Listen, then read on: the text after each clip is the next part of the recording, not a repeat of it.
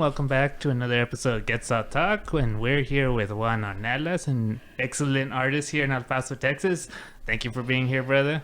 Hola, mucho gusto. I'm happy to be here, man. Hey, man, thanks for hooking it up with that, with some of that art you hooked it up with. That shit was dope, man. Thanks. Oh, of course, man. Prints. Dope. Thank you guys for doing what you do. Hell yeah, man. We're just trying to be out here and showcase all the good-ass people from El Paso, bro. That's right. So El Paso knows all the good people they have. I think we felt to recognize all the good people in our city, Yes, in sir. our community. So I think we podcasters can help with that, you know? You really do. And you guys feature a lot of the people that we want to hear from. And it's been an awesome experience for me to listen to you guys. It's been cool. Oh yeah, man, thanks. And we could go deeper than TV can, right? Because with JJ Arms, we were asking about like aliens. He told us about that underground city, that it's true. Oh, yeah. That he actually went there and shit. So I mean, it gets juicier with podcasts than with TV. So I mean, you know. That's El Paso, man. Yeah, There's yeah. so much going on. And Fuck yeah, Oh, bro. yeah, man. You've been pretty busy, though. You just Hell had a yeah. gallery closed down, right? yes, sir. We so it was 2 months at Galleria Lincoln. Tino Ortega gave me the opportunity, and I ran with it, man. It was just amazing. We had events left and right. We had an LGBT event. We had 20 artists featured at the show. I also just featured Eddie Marquez, Dead Boy, who's a great artist, and I used my time there to really try and get more opportunities for like the artists in town. And my stuff went really well. I sold half of the art that I was showing, shit. which is Nice. just, I mean, that's beyond amazing. And I'm really thankful to El Paso because I know that, money's hard to come by in El Paso. And to be buying art is just a blessing to me. And Right. I'm really grateful for all the support that, I've been getting. Hell yeah. People must really like your art, and it must really speak to them because I guess your style and the way and your subject matter, I guess. I hope so. And to me, like, it's just growing up on the border, I've been wanting to express just how different we are. And to me, it's real important to connect with El Pasoans. And a lot of times I'm like, I'd rather my art go to an El Pasoan because they kind of get it. Right. Like we're funny here, and we love color because life's tough here. And Right. people do appreciate the beautiful things here. And yeah. Right. Yeah, you're right, man. It's kind of like a collective consciousness, right? Where I want my art to go with the people that have my same culture, my same environment.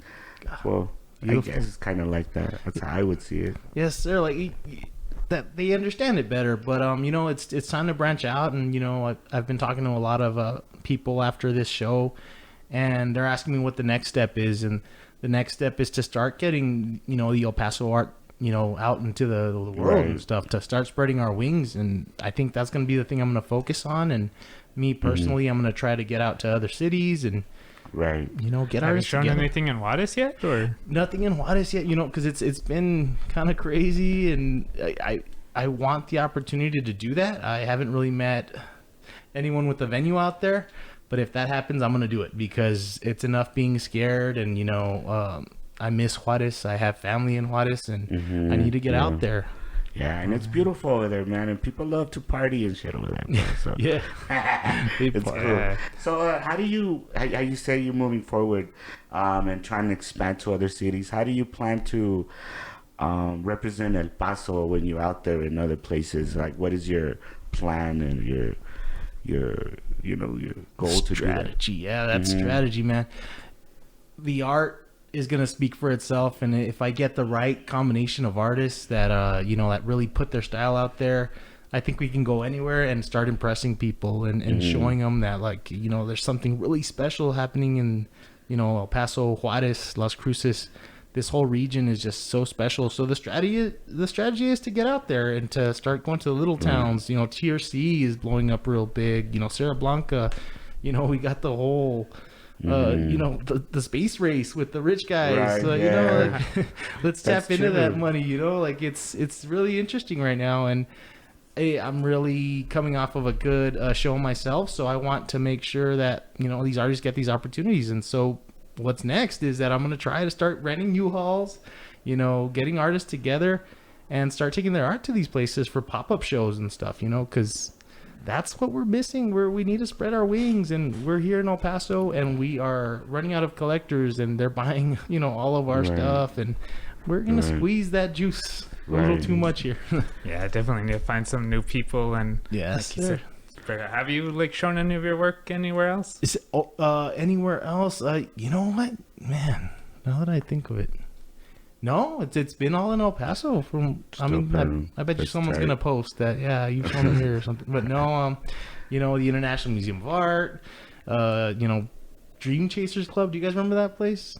It was downtown. Nah, we're losers, man. I don't go out. You don't sound like it on the pod. You guys are so knowledgeable, and we're nerds, but we're not cool. Like when it comes to the bars and the social scene, we're not that good at. I guess. Let's change that, guys. I know. You know what happened, bro? I'm gonna be honest with you. I went blind like 2 years ago. Well, not completely blind, but legally blind. See. And I'm scared now to go out at night. Yeah. I'm trying to learn how to work my way around now. Sí, señor. But that's the reason, though. Don't think that just because we're whack. Yeah, no, I don't, you guys don't give off that kind of vibe, man. But that's cool. Man, yeah, you're gonna be okay, brother. Hey, hopefully, brother. But tell us, man, how did you get inspired into being an artist, bro? Like, at what age did you know that this is what the hell I want to do? Ooh, man, I've been drawing my whole life, doodling on everything, and 10 years ago, I got inspired by going to Last Thursdays El Paso, and that's downtown, and it's an art crawl, and you go to different galleries or restaurants, and you see art that's featured. And this particular place, Lafayette Studio, was the beginning for me. That's where I saw like people selling their art, and I was like, man, I got to give this a shot. And my girlfriend Valerie, she supported me through it all, and kind of encouraged me to do that and start to paint with acrylics here and there. And it's been a really awesome ride up to this point, and having the show just finished up and having this question asked, it makes me really be appreciative of everything I've gone through and all the support that the city's been able to give us. So you have no you have no formal training? No, man. Like I've been saying on the podcast, it's YouTube University. If anything, you check on YouTube and you're like, I need to learn this, and I've learned to use tape to get straight lines, and how to use brushes. So it's the future now. Like that's what the internet was for, right? To learn these things and to definitely you have a really sophisticated style now, like a really cool style, bro. Well, thank you, man. Like I try, and I know I'm a big pop art ripper offer, but I love pop art, and that's the whole point of pop art, though, is just to keep ripping people off and taking ideas. See, right? I'm glad you said that, man, because that is the truth, man. And Warhol said, man, he's the man, and all the art that you create in the world, like steal it. It's there for the stealing, and do something good with it. Give it your own spin for sure, and that's what I've tried to do. Right. And when you're painting, man, what motivates you for a painting? Is it different motivations, or do you have what is it that you feel when you're painting, man? Yeah. This series in particular was it was done out of like the rage I was feeling with like the political situation, and I don't like to get into politics, but I did feel a lot of frustration, and I was gonna call this show Beautiful Rage, but I changed it because there's a lot of happiness in the artwork too, but I was so inspired to express myself because I'm a quiet person, and people tell me like, no, that's not true. I'm like, no, I really am, and if I'm extroverted, it's because I'm really trying hard. But in this case, like I use the art to really express how pissed off with the situation I am, and I have a piece called this is really bad. It's a piece with Speedy Gonzalez, and he's being pointed at by a little orange hand in a suit, and it says pendejo right in the middle, and if you can guess who the orange hand is, you're pretty awesome. But that piece is about that rage I feel, and the border wall that he wanted to build, and I wanted to be like, oh, screw you, get the hell out of here. There's also a piece that's called No Hagas Tread Sobre Mi, and it features your logo, the Quetzal Talk. Oh yeah, I saw that one. That one's interesting. And that's about taking back the Gadsden flag, because the Gadsden flag, it's a symbol for the underdog, the people who are being mistreated, and and telling back to the authorities or whoever's mistreating you that like, you're not going to tread on me, you're not going to do that. So I've been seeing that symbol, that flag being co-opted by white supremacists and, you know, groups that are real bad fascists and and, you know, the gun lobby. And it's like, no, you know what, you're not going to take that from us. That's a symbol for us. And I combined a traditional American eagle, you know, tattoo style with you know, a traditional Quetzal type of design from Mexico, and I combine them as two because it's one serpent. And a lot of our immigrant story is that we are two people from different worlds, and we're here in America trying to make it and do something good, and to be trying to, you know, make us the outsider is completely unfair because we're a nation of immigrants, and we need to understand that that's a valuable thing. Oh, Exactly.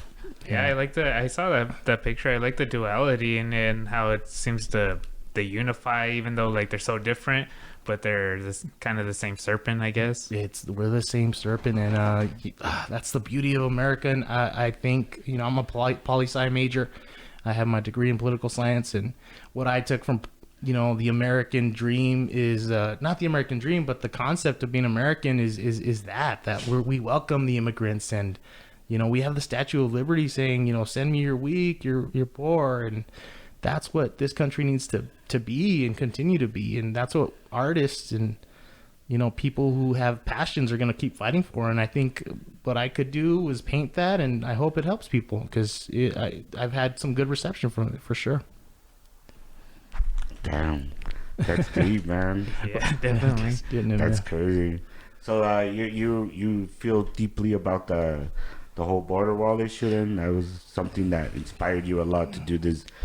The paintings you said you did? Yes, sir. I mean, we're the ones here on the front line of it all. You know, you can see the border from here, from your apartment. Like it's a scary, scary thing, and we've been painted really badly as a region. And you know, we have kids in cages still at this point, and it's very sad situation. That, I mean, if you're an artist and you're avoiding that on purpose, then you can do that, absolutely. But when you choose to like kind of make a statement about it, like, I think that's all we can do to help right now, because a lot of times we don't have the time or the money or the energy to go out and do this. So I took it as a chance to you know, put a symbol out there that, you know, maybe people are going to speak to them and inspire them for sure.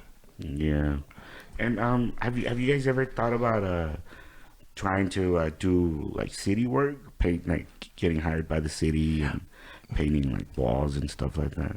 Well, yeah, man. Tino Ortega, I mean, he's an amazing artist. He's been doing it for a while, and he's been one of my own inspirations. He is doing a lot of murals right now. I don't know if you guys have been seeing the balloon murals that say "Ay ay" or they say "I love El Paso." Mm-hmm. He's been doing that, and he just finished one in the Arts District.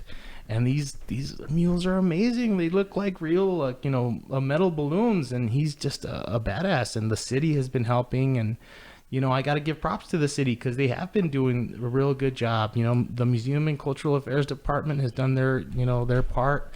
And they have provided these spaces for these murals. And they need to keep doing that because the more art we have, the better, you know, everyone's mentality is. You're walking around downtown and you're seeing art. You're really setting the scene for El Paso, and it's important. And we want to be a growing city, and we want to embrace the arts, and that's the way to do it. So, no, you're absolutely right. More murals, the better, for sure. Right. Do you think El Paso is lacking in the art scene, or do you think we're finally coming up on it? You know, we're definitely lacking in places to show art. I mean, that was my issue for a while there. I was working on my series, and I was like, okay, it's going to be a 17-piece series, and COVID hit, you know, and I was like, oh my God, what do I do? So I ended up just finishing the 13, and I made it 30 pieces in the end.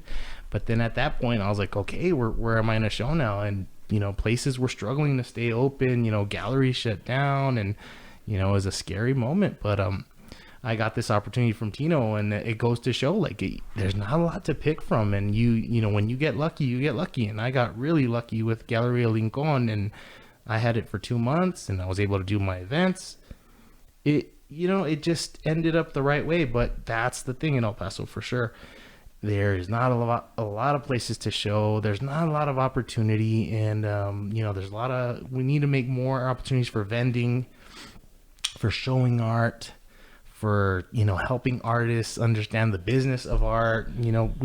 We got to do a better job with it. And oh my god, like I'm sure you guys have your setup and you're doing your thing like really professionally, but I'm sure people want to do that and they need to have that like insight into how to do that. And I want to be personally like the guy that connects you guys with everyone else who wants to maybe do a podcast or is able to do it, because you guys, I mean, this setup is amazing.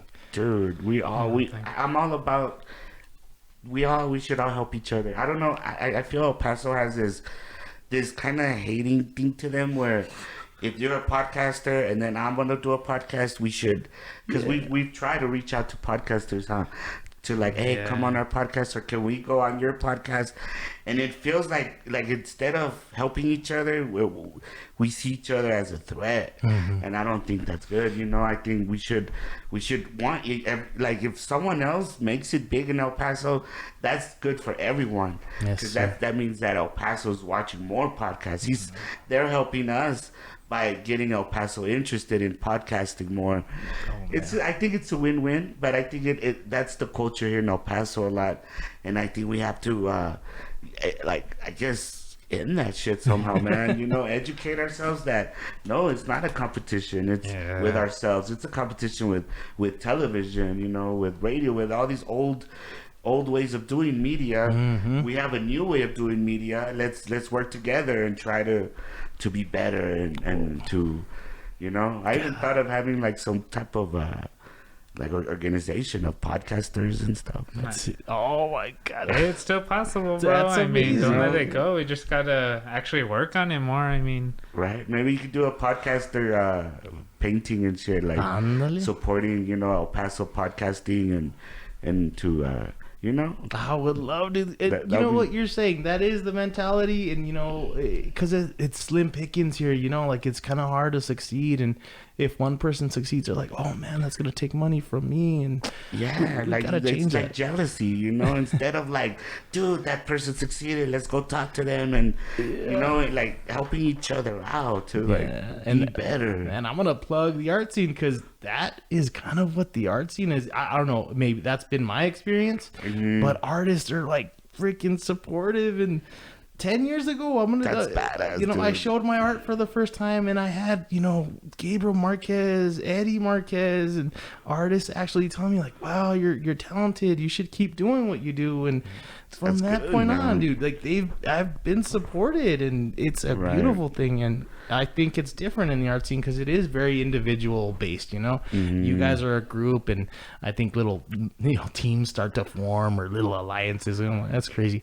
But in the art scene, it's been real good. And I meet an artist, and they become my friend in real life. Like these are beautiful people, so we got to keep it collective going. Of a collective type of It's weird, man. Something's going right in the art scene, and I want to keep going with it, and I want to pay it forward, and I want to make sure that the next generation keeps doing that. And if one succeeds, he pulls the others up with them. And why not, man? Bro, we need to make El Paso and Juarez, we need to put us on the map, and that's how we're gonna do it. And look at this, man. I'm gonna paint that podcast piece. I'm telling you, really shit, man. You guys are, and I've been on multiple now, and I'm just beyond blown away by the professionalism and the talent that we have in El Paso, because you guys, look at you, like you guys are doing amazing, and I've seen your podcast, and dude, props to that, man. Keep it going, please. Well, yeah, man, like I said, we're doing it for the community too. It's an El Paso based, this region, Yeah. And what about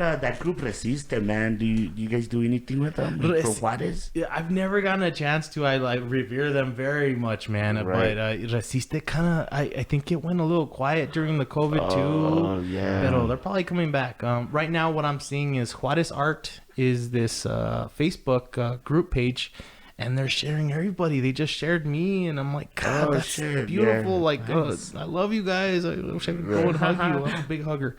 But yeah, man, I'm blown away by the support, and haven't experienced a lot of negativity at all, and I just want to keep that moving forward. But That's the shit. yeah, man, Juarez is special. I mean, Colectivo 17, Jellyfish Colectivo. There's just amazing, freaking talented, and the people in Juarez, they're freaking survivors, man, and they're painting still. Gotta love that, man. Yeah, What I about- would say that if you're from Juarez, you have to be a gangster. Like, you have no way. Even if you're like the most fresa, you still hard as shit. Ándale, man, yeah. You know, because I mean, you have to, man. Yeah. Like, Yeah, you're abusado, man. You know what's you're watching your back. You're Yeah. a survivor, man. Oh, yeah, man. exactly. Ain't no one gonna come up on you. Hell yeah. Let me ask you, man, also, because I have a cousin that used to live in Juarez, and he used to paint a lot, and he used to tell me that there was this, I guess, bus in Juarez that used to take people around to check out all the, like, graffiti and murals around Juarez. Have you Wow. heard anything of that? No, sir, but that makes perfect sense, man. Juarez is real great about the art, and God, I wish I could have done that. That would have been amazing, man. Have you ever Yeah. done any street art yourself? Like any?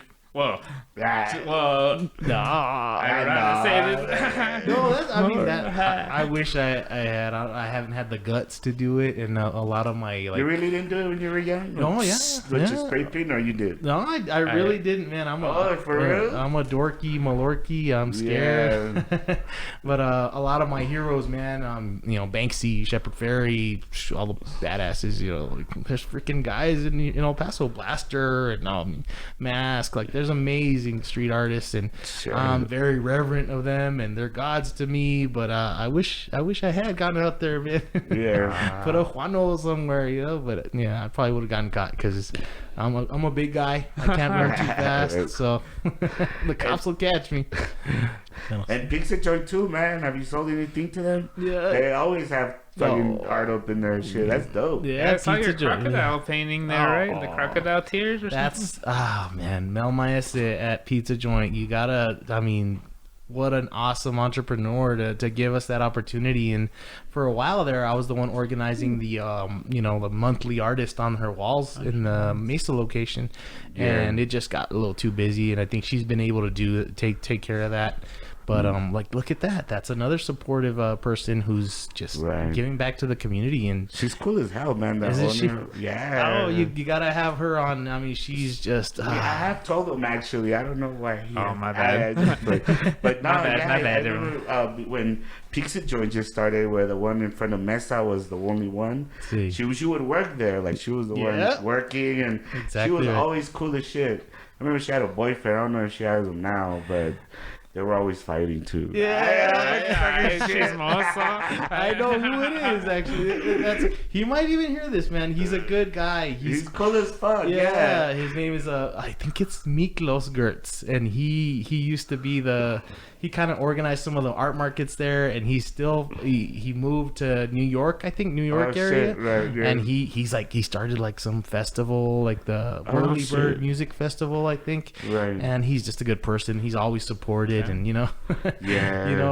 they broke up or whatever, but Oh, they broke up. oh yeah, a while ago. That's From what you're saying. I was rooting for the guy. Yeah, he moved. I can't do much by you if you move. But That's right, man. nah, But yeah, try to have her on. She's a woman power, man. Like Yeah, that's she's another cool as thing fuck, we man. need to do here in El Paso is just empower women and that Hey, kind we of tried, energy. man. We Yeah, tried. Amalia was an awesome podcast, We brother. tried. That's all. The doctor, Dr. Isis. Oh, Who else? Did we- Had Estela Arthur. Casas. Estela Casas, We man. had who else? Oh, yeah, Cheyenne Hernandez. Mira. She's from. Did you see that movie, The Tax Collector? Yes, sir. She came out. She's got that. She's the villain, bro. That's right. Of The Tax Collector. She went to Franklin. And she's a writer too. Is She's she? a writer too? I thought you were saying she was a writer. No, Oh, she's no. the actual. Oh. She's a gata from the tax collector. Gata. She's the Actress. Yeah, the See. actress. She's one of the villains that was killing everyone. Qué bonito, man. Yeah, so we're having some cool ass people, man, and Stop it. we're very thankful for all you people that help us. Help us showcase to El Paso.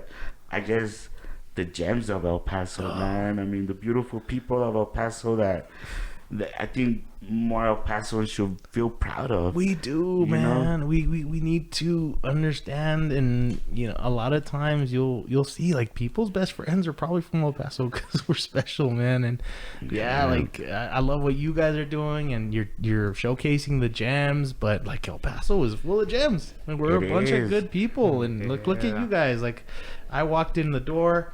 I hadn't met you guys in person before, but god damn, that energy you feel really quickly, and just kindred spirits and people who want to do something productive for the world. That's a beautiful thing, man. And dude, yeah, man. I mean, we have to try somehow. Yeah.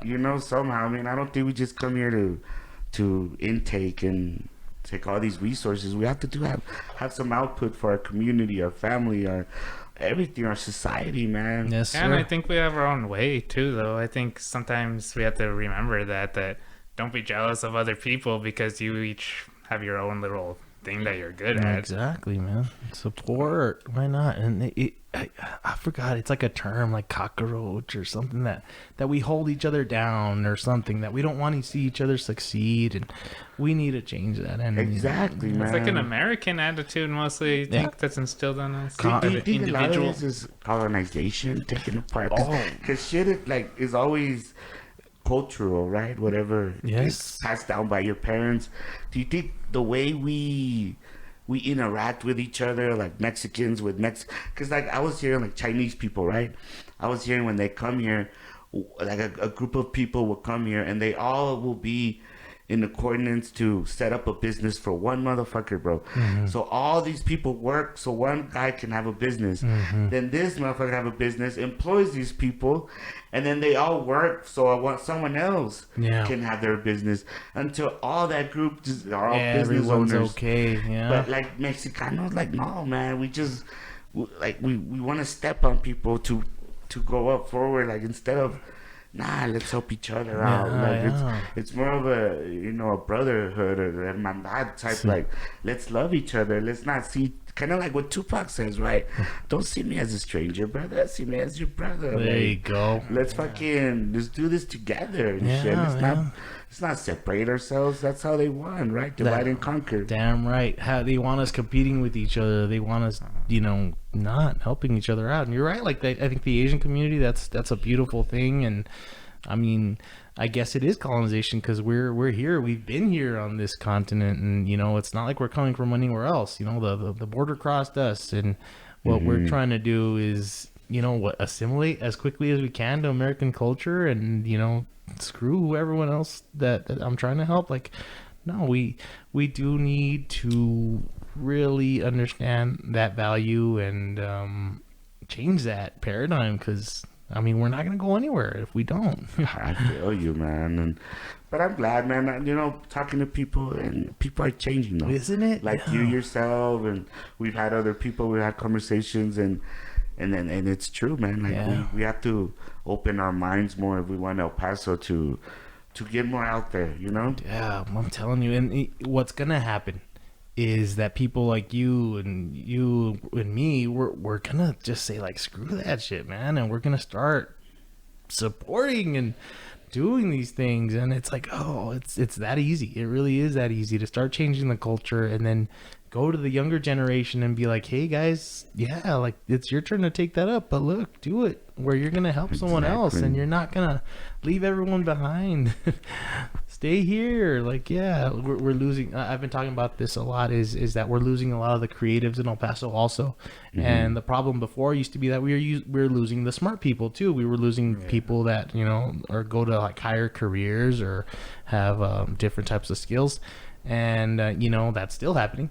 But I also think that now we're starting to lose great artists to other cities because the opportunities are there. And what are we doing? We're screwing our economy because we have these awesomely productive people and they're leaving. They need to stay here. I'm here for the long haul. Personally, I love El Paso.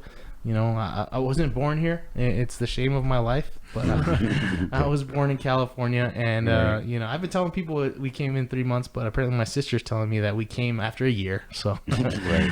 but yeah, I've been here for 6 years, Right. and I wish I was an El Pasoan for sure. Hey, your Hey, heart's man. here, bro. Seems I mean, you really love the city and you want it to grow. So If you guys accept me, then That's what's up, man. hell yeah, It's we like do, Aaron bro. Jones too, man. That guy, he wasn't born here, but Aaron Jones and that Khalid. motherfucker loves it here, bro. Yeah, man. See, and that's what happens. Like expats or people that aren't from here, they see how special it is, and they want to rep it. And hey, you're from here. Let's rep it, man. Let's do it right. Because they man. feel the love, man. The Or even love. like Juan Gabriel, he wasn't from Juarez, but Ándale. that's what he rode with, you know. Juan That's my Gabriel. shit right there. And he stayed there, and yeah, he did his thing. El Divo. And Divo de Juarez, bro. I don't know.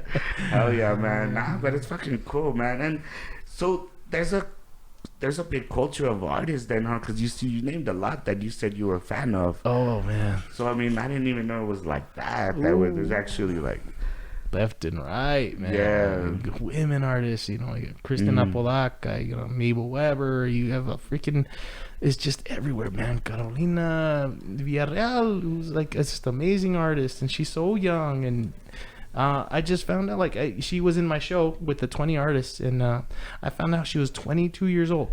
And I was like, man, that's amazing. Like, you're so talented. right. We need to prop you up, and just such a good person, and that's what we need to do, man. It's just it's so beautiful what's happening right now. Right. And I can name a lot of artists because that's what art is about, like collaborating. And it's like you're open to constructive criticism, and they help you, and they're like, hey, you should try this, or hey, haven't you made this? And it's like, oh, it's really nice. And I don't know if I'm like kind of maybe rose-colored glasses, and maybe the art scene has some kind of like bad side or anything, but I haven't seen it at all. And I've tried to be a positive force in my own, you know, way. And I hope we keep doing that, and we keep propping up the youngsters for sure. Yeah, it seems to be growing a lot. And do you think it's only up to like the individuals in El Paso, or the government to help, the like city government to help you all, like the art community grow? Yeah, it's a combination for sure. And if they can help them, they can. But a lot of times, like the authenticity of art, you know, you want to be apart from that. But no, I think we need all the help we can get. And if the city wants to be behind it, the government, you know, like Texas even, like that, we're here for it. But a lot of the art underground scene, and you know, these galleries that have popped up, it's been individuals, and it's been people who believe in the moment, and you know, they want the movement to keep growing. So they can help us, but we're not going to depend on them at all. We have our network, and we are ready to push this thing forward for sure. And Oh, yeah.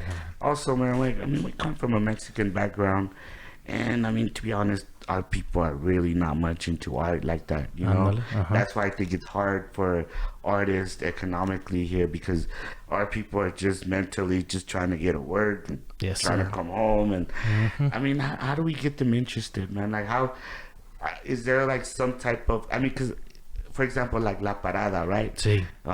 Every first Friday, Friday, when- yes, sir. I mean, that's a badass place to showcase artists and bring like performances to help showcase these artists. But what else is out there kind of like that, man, to Yeah. help inspire the community to start recognizing art as, hey, we need to help our artists. I mean, these people help us with even with our moods, our attitude, right? You're driving, you see a nice colorful painting, puts you in a good mood. I mean, why not help them out in the best way we can, right? I mean, they even our houses, decorate our homes, our places we eat. Yes, sir. How can we start this culture of a mass culture where we educate the people on this is something that needs to be economically funded somehow. Yeah, viable. It's funny that you say that. Like I have a quote on my Instagram page, and it's called "Focus Chaos and Move the Masses," and it's about moving regular people, moving everyone, because art does that. But what is art? You know, like what do we know art to be? It's very exclusive. It's very expensive, and you know, it's become, you know, for the rich, and you know they're paying exorbitant amounts, like millions of dollars for pieces, and it's very. It doesn't make the normal person seem invited or like it's accessible. So I think the first thing you got to do is put art in front of people and have them, you know, have shows like La Parada does that. They have the vendors, and you know, he's amazing. He you know, just recently asked me to like kind of make a poster for it. I'm like, hell yeah, let's do that, because it's those events. Like you're absolutely right, man. People don't have the money to spend on that, so it's like, no, you don't need to buy it. Take your kids out and let them see. And art and imagination is what pushes kids to really enjoy school and want to persevere, and we need to you know, make that culture just so valuable on the border and just everywhere, period. You know, we need to teach this in schools, because art makes life worthwhile. It makes it beautiful and brings color to it, and we need to expose everyone to it. We need everyone to feel like they have access to art, to see art, to buy art, and to, like, you know, like, if anything else, artists got to pull the prices back, and like, you know, I'd rather it be in someone's home than, you know, at my house collecting dust. That's for sure. Yeah, definitely. Yeah, that's true, man. Like, shit, that's something that I think about a lot. You know, how the hell to, and not only that, but you know, like other I don't know, other aspects of art too, you know. Music and theater. You're right. You're so right, man. Even poetry. We have that guy, our friend Richie, that does the open mic. Richie Marufo. Yeah, he's the king, man. And we all owe such a debt of gratitude to Richie, man. He is just, he's pushed the barbed wire open mic series. What a beautiful thing. And you know, when I was at Galleria Lincoln, they were doing it on last Thursdays across the street at Old Sheepdog Brewery, and you know, what a huge crowd and what a beautiful energy and talented ass people, like good lord. And Richie, if you get to hear this, brother, thank you so much for what you do, and everyone appreciates you, man. Yeah, he's definitely helped the art scene, the music scene, and the comedy scene, everything. You don't know Richie, then poetry scene. You ain't shit. Nah, but we tried having Richie, man. But I guess we've had conflicts with timing, because he was gonna bring a poet lady with him. And I guess she had babysitting schedules, and it's gonna happen. Kind of hard, but we'll make it happen. Hopefully, because he has a podcast too, or some type of podcast. Well, he puts on his open mic show like during the pandemic. It was on Mondays and stuff. Yeah.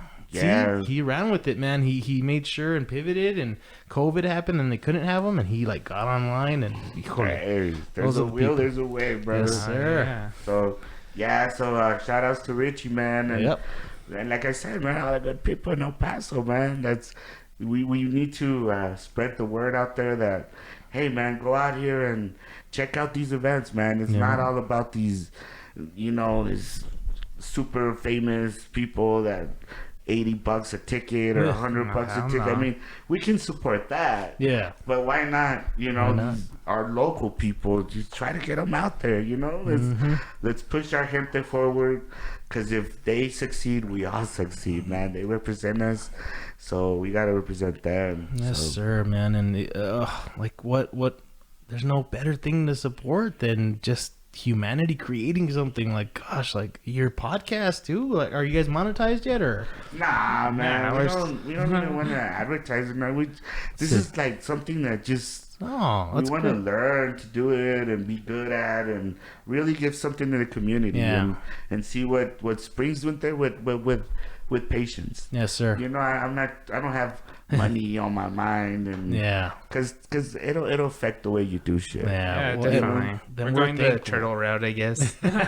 No, but then we're people who get to listen to this stuff for free on YouTube. Like, we're thankful for you, like, for sure, because I mean it takes money, and you guys are making that sacrifice and doing something amazing, and oh man, just thank you. But it's also fun for us, bro. I mean, it's all like good stuff, like expensive shit, but it's get to meet new people. Fun. That's fun. That's right. So we're not like just, you know, it's fun, and I love educating and feeling educated myself, and having someone listen to it and be like, well, maybe someone else can hear this out and get inspired, Yeah, that is the truth. So for kids like coming up, maybe like in elementary, middle school, and they kind of they like drawing, but shit, being a painter, that's too fucking crazy. Like, what would you like to tell those people? It's accessible. And if you're going to put the time and effort into it, you can do anything. Like, I mean, that's not what they've been telling us for years, right? We're that generation that, like, they told us, like, you can do it. Mm-hmm. You can, like, go to events in El Paso. There's a lot of free events. El Paso does a pretty good job. And, there's no excuse, even for music. Like, get with a friend and start a band, to start a podcast, listen to podcasts. There's a lot of people you can learn from. Like, you guys are exceptional. And it's like, no, man. The excuse is there all the time. It's like, oh, I'm in a little city. We're not as big as, Austin or Dallas. And it's like, no. Here you can learn. You can actually meet the people that you're watching on YouTube, or you can actually meet the artists that you just saw on a wall and stuff. And we're in a perfect position right now. I don't think we're a crazy big city at all. Like, I think we're in the 800,000s, but we're growing into that eventually. And what are we going to do? Are we going to set up a good situation where we don't lose our hipness, where we don't lose our authenticity, and we're genuine? I think that's what El Paso needs to push for, instead of becoming a cookie cutter, Austin, and like freaking, like, keep El Paso weird thing or whatever. No, El Paso's weird regardless, man. And hell yeah, it's weird. Yeah, have you seen JJ Arms up in here, man? Hell yeah. JJ Arms is a weird, cool ass motherfucker, yes, sir. bro. Man, he's a little gangsta ass dude, bro. Mm-hmm. He's cool as shit. I need to paint him for sure, man. Hell yeah. He'll probably let you if you like some tomato for you. Yes, He'll probably sir. be all G'd out with Paint his him with hands. his helicopter and his pistol hand. He has like an attachment? that's what he said. He has attachments. It's crazy, What? dog. Yeah. They're going to do a Cassandro movie. Or they're doing that already. Well, there Who's needs Cassandro? to be... Cassandro, the wrestler?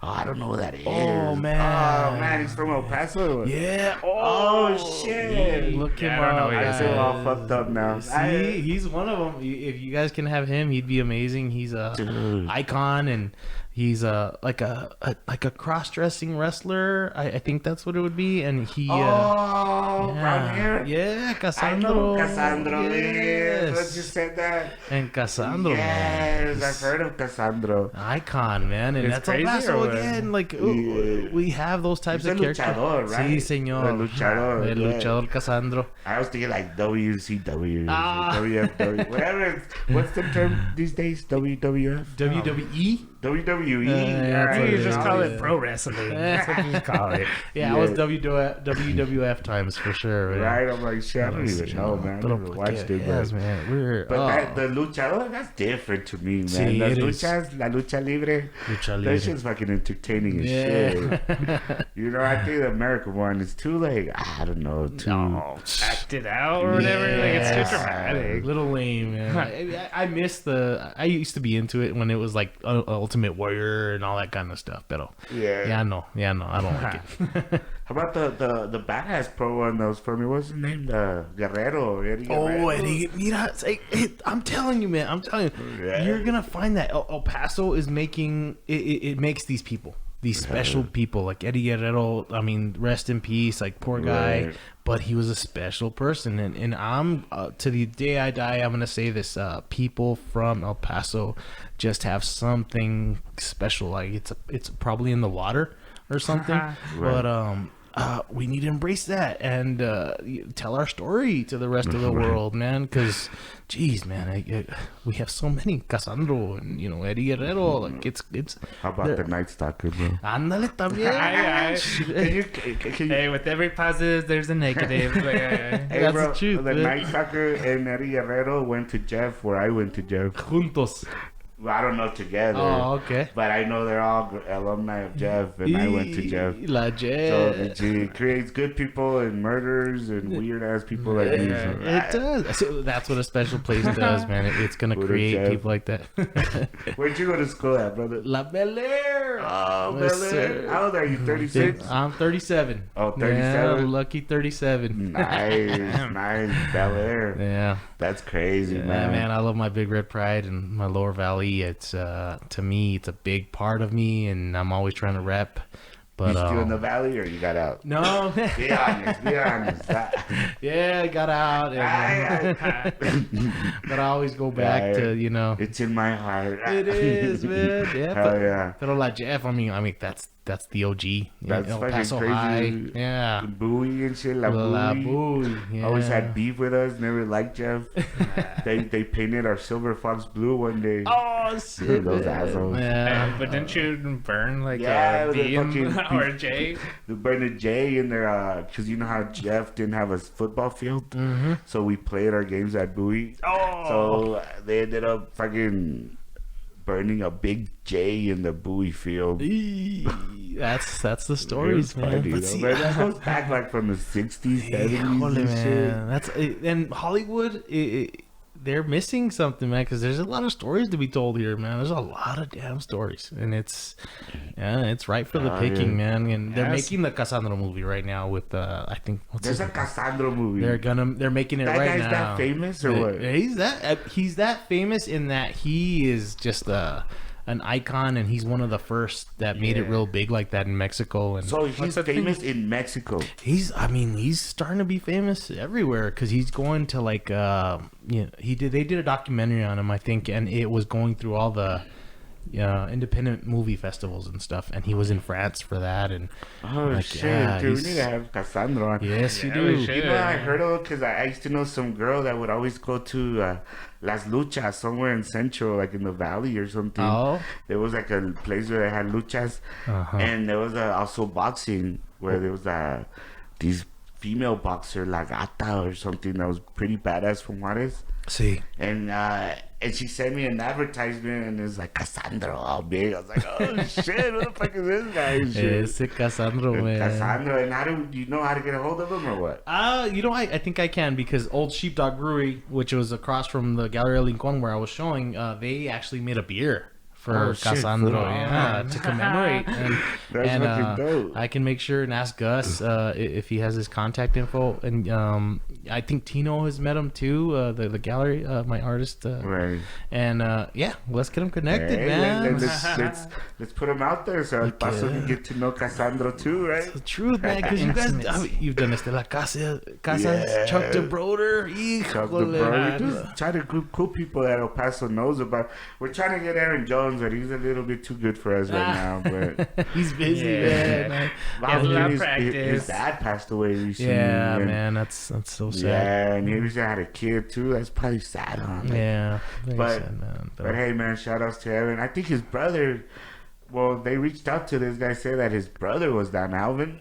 Alvin Jones, yeah. Yeah, but I don't know what happened with Yeah, that. well, it was just an local organization, and I guess they got busy too. So Oh man, We'll we're try in to- connection, man. Now we're in connected here, and I'm gonna do everything I can to like try and like send people your way, cause Dude, we need to have El Paso hear their people, you know? yeah, man. Not it's- just hear about them on the news, but hey, let's really talk to these people and That's so get to know who they really are, what they really feel, and you know what I mean? And you guys, I'm telling you, I heard the Amalia one, and my girl was listening to it too, and we were just blown away. Like, what a awesome person she is. She's very cool as hell, man. passionate and talented, and it's like, wow, man, that's El Paso for you. Exactly, man. Well, that's another person that's not from here, but came here and fell in stayed, love. man. Yeah, Yeah. she's like, "Aquí me quedo." yeah. What? So I missed that part in the video. Where was she from? What's it called? Something about a movement or some shit. That little town, Yeah, I'm La not sure. Unión. La Okay. Unión, no, Mexico. I Oh, think that's where my she's from. Wow. Yeah. That's cool, man. So So she was in Las Cruces for a little bit. She didn't like it, right? That was the story.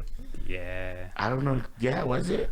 Yeah, that's what she said. That she was there, and then she came here, and she felt like she was home. Yeah. Yeah. Oh, So, Yeah. yeah, shout outs to Homegirl, man. Like I said, and you said everybody in El Paso that's doing good things oh yeah, is man. badass, man. Why And, not, man? Why not? Like, for real, that's why, we want to have everyone here that is doing good things and represents Chuco, bro. Yeah, you guys gotta have my friend, Dickie Williams. I gotta give him props, man. Why? What's up with Dickie Williams? Tell us Dickie about owns, Dickie. he owns Ditsy Duck. He owns a lot of shit. bars, and he used to own Tipsy Tiger, and he gave me the opportunity to paint a mural in Ditsy Duck. I don't know if you guys have been in there. Yeah, no, It's I the 3 haven't, duck man. heads and stuff. Mhm. Oh, And shit, I mean, dude. that's again another entrepreneur that just takes you under their wing, and they like support you and pay you for your murals. Like, what an awesome person. And if he gets to hear this, it's like, yeah, man, like that's amazing that you do that you have your success is helping fuel other people's success, and that's what we need to like embrace. And I'm glad I'm talking about him here, because I don't think he gets enough props for Hell doing yeah, what he man. does, for Yeah, sure. man, you seem like a really grateful guy. Like you're Oh, really like man. supportive, and it's really awesome to hear. Look, because I've my whole life I've been given a lot, and I've been supported, and if you don't do that, you don't give props to the people who've given you that. Like, you're missing out on life, because it feels really good to pay it back and to be appreciative, and Exactly, it's man. a good place, man. And I think we reap what we sow. If you give props out there, there's people that are gonna give you props. Yeah, because that's just how it is. You send out those vibes. Yeah, dude. You attract that type of attention, and good people are gonna look out for that. That's a true. And look at your podcast. That's exactly the energy you guys give off, and it's not. Oh, we want to be on. Our voices heard, and so it's like you guys genuinely care about the people that are across from you, and you love their Yeah. stories. And my God, everything you guys got out of Amalia, like, that's amazing. Like, what a cool freaking interview, man. I was like, I'm not gonna be able to top that one, that's for sure. Hell yeah, man. Hey, we're getting better, man. Yes. We're getting way better at this. And You are, man. It's been a good experience, man, to meeting like people like you, and Proud of you guys. to, I guess, you get to know the city more, bro. See. ¿Sí me entiendes? Like, you party, you go places, you go out to eat, but when you start really talking to these, like, the people doing things, paintings, coming on TV, the music, or it starts like your vision of El Paso starts solidifying in a way. Oh, man. It's weird, man. It's crazy, and it makes it fun as fuck, huh, bro? Hell yeah! And Isn't then it fun, man? And who is like your? I guess you said Aaron Jones, but like after that, like who would be like someone really cool that you guys are looking forward to interviewing and stuff? Shit, man. It's a good to question. be honest, I really want to interview the city council members and the mayor, because I want to see their perspective and their vision for the future of El Paso, and Yeah. try to get some, and also maybe try to get like text that on and ask them what's going on with our roads, like, maybe try to get the productive stuff for sure. Right? Oh, Yeah, yeah. like motherfuckers like on Mesa, bro. Oh, It's been they've been working it for what, like a fucking year, maybe, man. yeah. And it's shit. It's Yeah. shit. It's like, what's up with this? Like, where's our tax money going? The west side, I mean, I know some. I mean, there's fucking mansions up here on the fucking mountain. Yes, sir. So I mean, where's this tax money going?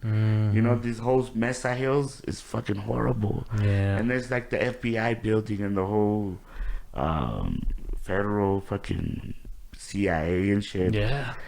And it's like, what if these streets are fucked up? Like, what can we hope for El Paso? El right? Paso Like, itself. Yeah. man. exactly. This is the good side of the town, and it's shit. That's so So true. I mean, I think, and then no one's really giving a fuck. I think Mexicanos were just like, oh, what's that? That's what it is. But no, I think there should be something out there like, no, this ain't what it is. This isn't what it has to be. This isn't what it is, because we're quiet, because we're just conforming about everything. But if we could start something that, let's be mad. Let's fix our environment, because that has a lot to do with how we treat it, bro. Yeah. There was a some research that I saw in psychology where they put abandoned buildings like in fucking, I don't know what communities, but Oh, you Beverly mean Hills abandoned type cars? Huh? You mean abandoned Yeah, cars? well, yeah, abandoned, fucked up cars and shit. Mhm. And people will go and vandalize them more, bro. No. So it's not really about there's fucked up people that live in the ghetto. It's just the way of a mentality where Yeah.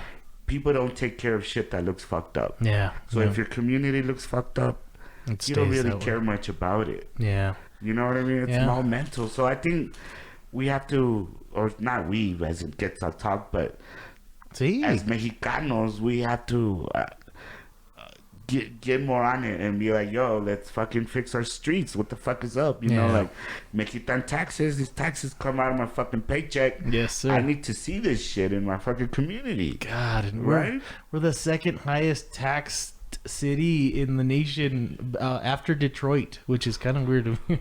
Yeah, But man. yeah, what the hell's going on? Even man? that the hotel occupancy tax, Right. the hot tax. I think we have the highest hot tax in the country, bro. Oh my gosh. Who the fuck's gonna want to come to El Paso paying that type of fucking hotel occupancy tax? Right, Yeah. right. Unless you have to. Fucking. Well, see, that goes to show you want to interview these people to see, like, hey, what's going on here? Because we're not hearing from them, and they're making decisions without us. And it's like, hey, what's going on? You are taxing us very much. Where's it going? And like, yeah, like that's the concern. And it's funny you say that too, because I painted a piece called El Cucuy. And it's a Migra truck, you hell know? yeah, I saw that. And it's a Migra truck from the 80s. And it's like, I grew up with that fear, you know? Broncos or what? No, the Suburbans. Oh, all right. Yeah. So I grew up with that fear, and I'm an American. My grandma was Native American, from Arizona, and so I've been an American. But my mom, she was born in Mexico, and she immigrated up here because, she had connection to my grandma, so she was able to become American. But that's the thing. Like, I see this fear in this community that even if we do want change, we don't feel like we can speak out. We're scared, like we have a fear of authority. We have a trust in the white man to be like, oh, he's gonna take care of everything, and we gotta change that, like, because that's what's happening with our taxes. We're How do you think we change that? Is it through education, man? Through educating our people?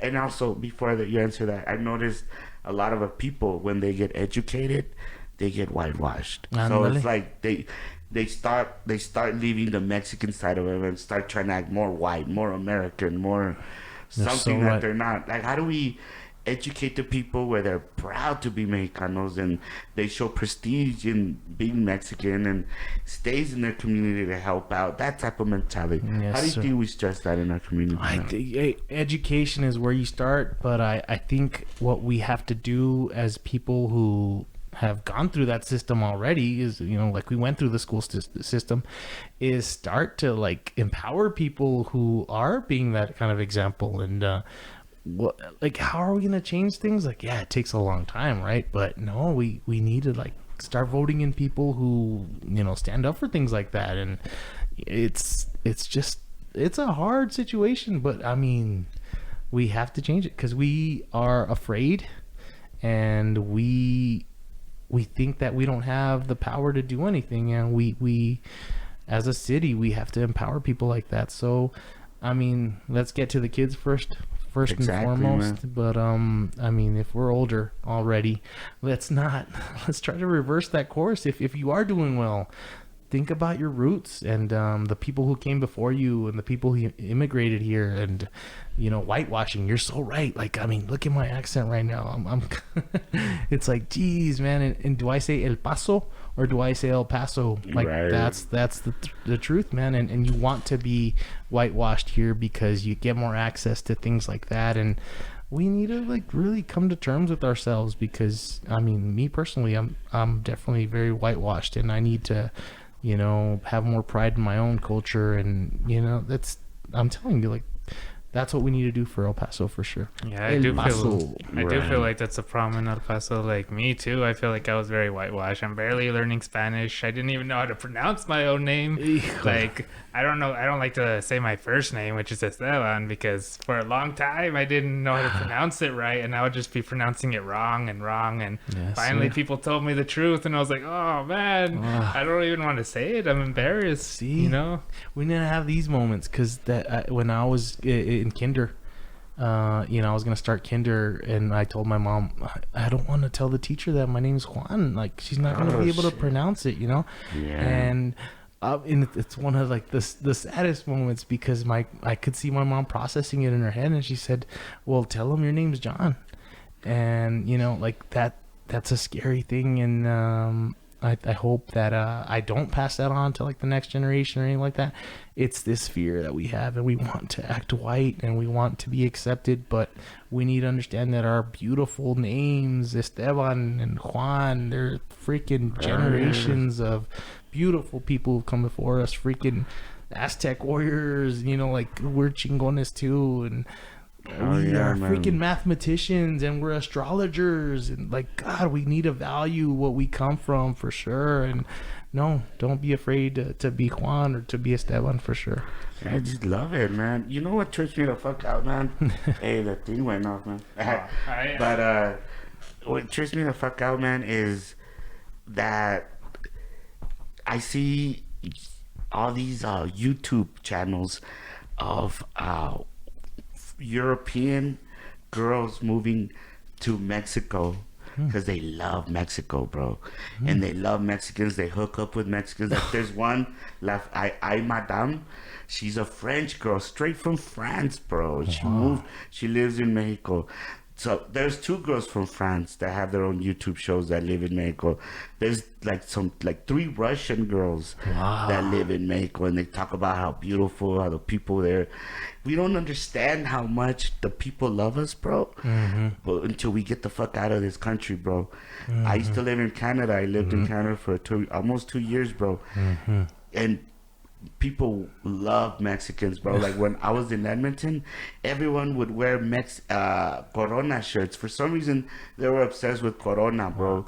They think Mexicans drink that shit for some reason. But everyone wears Corona shirts, and like Cinco de Mayo is this huge thing. And there's no Mexico. Well, when I was there were no Mexicans there. But they really love Mexican people, bro. People like us everywhere we go.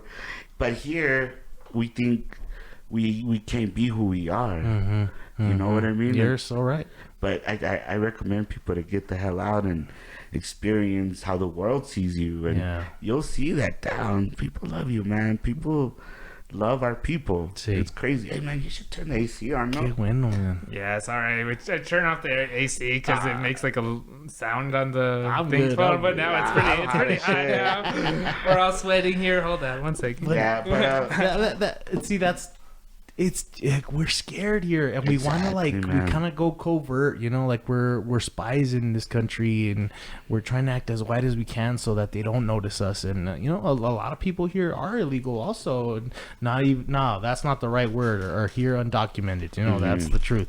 But it's like a survival mechanism. And how do we change that? We make America better. We make America what it was freaking made to be, and it's to accept immigrants and to, know that you're coming to this country, and you're choosing to come to this country because you want a better life. And we need to stop saying that immigrants are the other, and they're evil, and they're coming here to like steal money or be bad. No, man. Do you think the problem is, how do you fix the problem? I mean, do you fix the problem by letting immigrants in?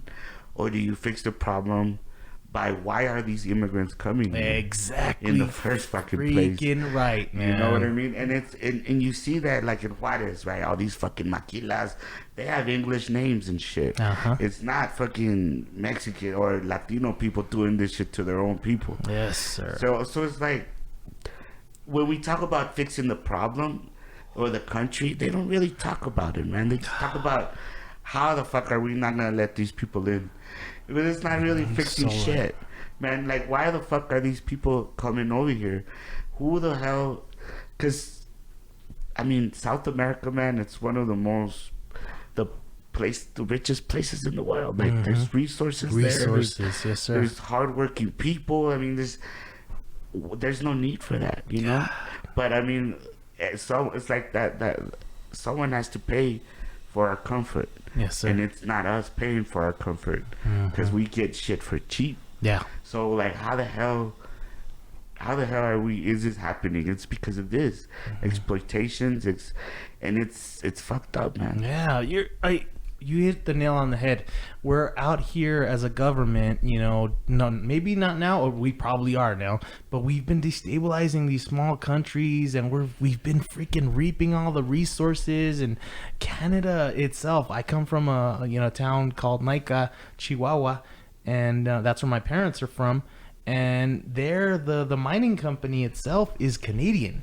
They're the guys making the money off of that mine, and that's unbelievable to me. Mexico, Central America, even into South America, it's been a cash cow for the fat cats to make money off of. And what are we doing? We're destroying these places, and we're not giving people opportunities there. Well, of course they're going to migrate up to the United States. Global warming, the world's getting warmer, and those are the areas that are going to get warmer faster. Like, people are coming here, and we're creating this. We're polluting like crazy. We're flying planes to get to Dallas and shit, Like, you're so right. Like, that's the thing we don't think about. We want to, like, hey, stop the immigrants. They're at the line. But, man, they're flowing up. What are we doing that is creating this? And we are creating that as a country. And I mean, narcos and the drug trade, like, that's what we're feeding, man. That's the damn truth. And we need, as a country, as the United States of America, need to come to terms with how we're doing that. And to put a band-aid and to build a wall up to stop them, like, that's ridiculous, because years of this has caused this kind of migration pattern. And we need to do better as a country and help these countries stabilize and be better. Exactly. But don't you think it's a little weird too that, I mean, migration is normal, but these are like exoduses, man. Like, like, this is migrations of masses. Yes, sir. Why? How do you? I mean, how the fuck does a whole group of thousands of people just one day say, on this day, we're all gonna walk our asses to fucking the border?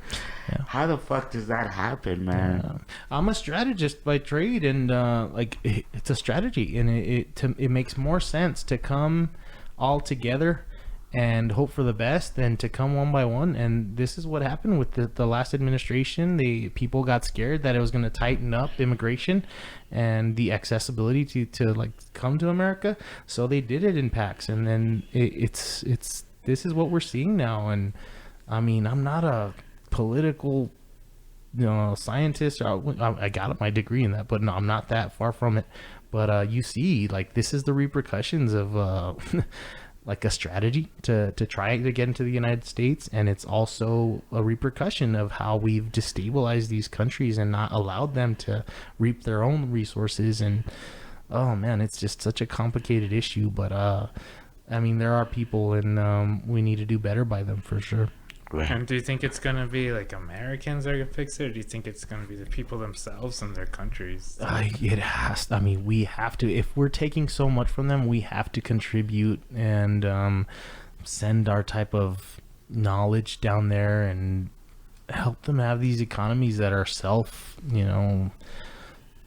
that are self-producing. Because what are we going to do? What are we going to do? If we're going to keep doing this, we're going to cause so much just terrible strife. And we need to help the world, and we need to become global citizens for sure, and understand that we're part of it, instead of like doing what we have done for all these years. And it's going out there and destabilizing Guatemala and all these little countries, or going into Colombia and setting up narco lords and stuff. Like, we are very shady as a country, and we need to come to terms with that and execute in a good way, instead of just all this selfish fat cat capitalism BS, and I know a lot of us artists have these kind of ideas, but no, man, it's what happens when you're a creative and you produce something beautiful. You see that the world is it's suffering right now, and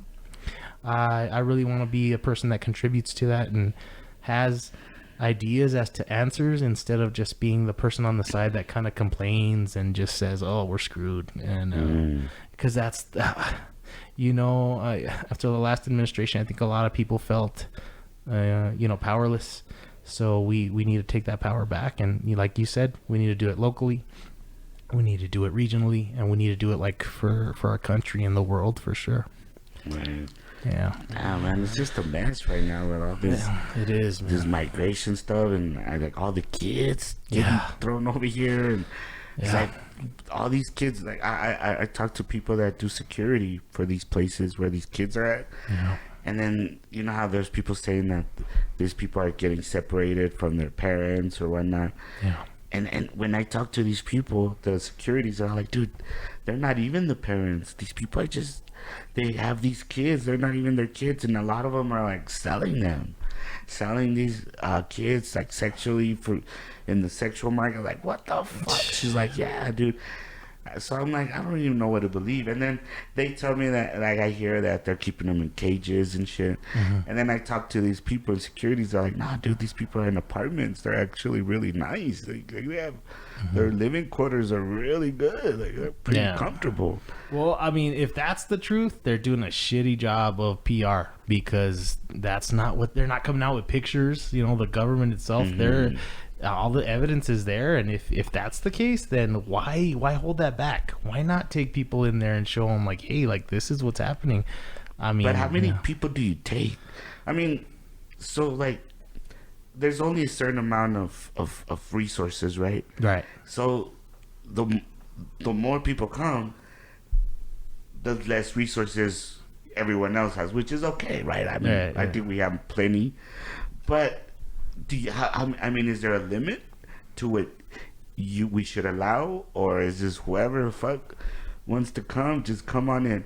Like, I mean, because also, I mean, you have to protect. I mean, why do we have doors in our home? I mean, I'm sure you wouldn't just have your door open and. Right. I mean, I know what I'm saying, because I'm Mexican. I'm from Juarez, bro. I was born in Juarez. Yeah, G-Town. So I mean, I'm not trying to be fucking the one here to.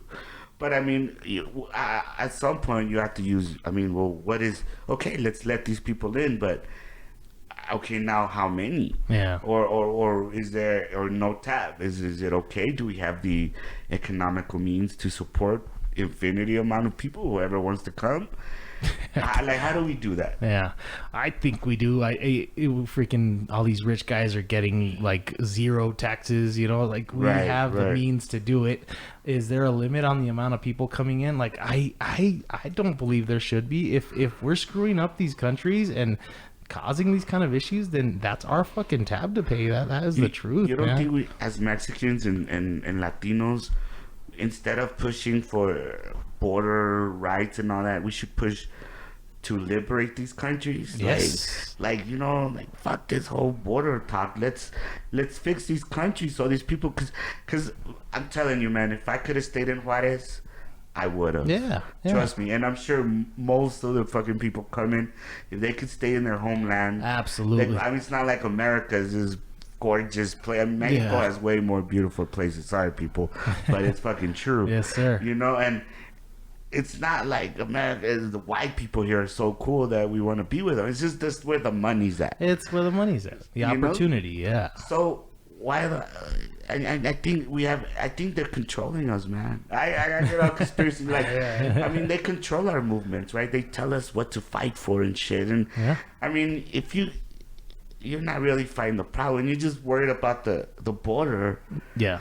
That's not really the problem. Yeah. The problem started way the fuck back there. Yeah. You know what I mean? So, I mean, and I understand the border is a problem, but I don't think that's how you fix it. Yeah. I don't even think I don't even give a fuck about the bridge. I mean, the wall, to be honest. I mean, we're flying in, dog. You know? I mean, really, to be honest, you know? Yeah. So, I think at that point, we, as Mexicanos and Latinos, we should want our countries to be better. You know what I mean? Like, we come over here and that's it. We forget about Mexico, but no, I think that's the problem, right? We should help Mexico as much as we can, or whatever the fuck, because yes, sir. Because I mean, if I would go back. Man. Yeah. Well, you know what? The truth is we like, what do they go back to even? Like, we have just set up this kind of system with, NAFTA, that, we're the ones benefiting. So, like, even if, Mexico decides, like, oh, we're gonna just do our thing. No, we've set up a lot of, like, really bad situations in terms of trade, in terms of, like, global politics, that, like, we kind of manipulate this part of the world. So with that said, we need to freaking get our job done and, accept what we can right now, and not at least let's not demonize these people and make them seem like they're like lazy, or they want like the easy way out, which is coming to America. Like, come on now, it's very dangerous to come all this way up. They're risking their lives, and it's very unfair to demonize these people.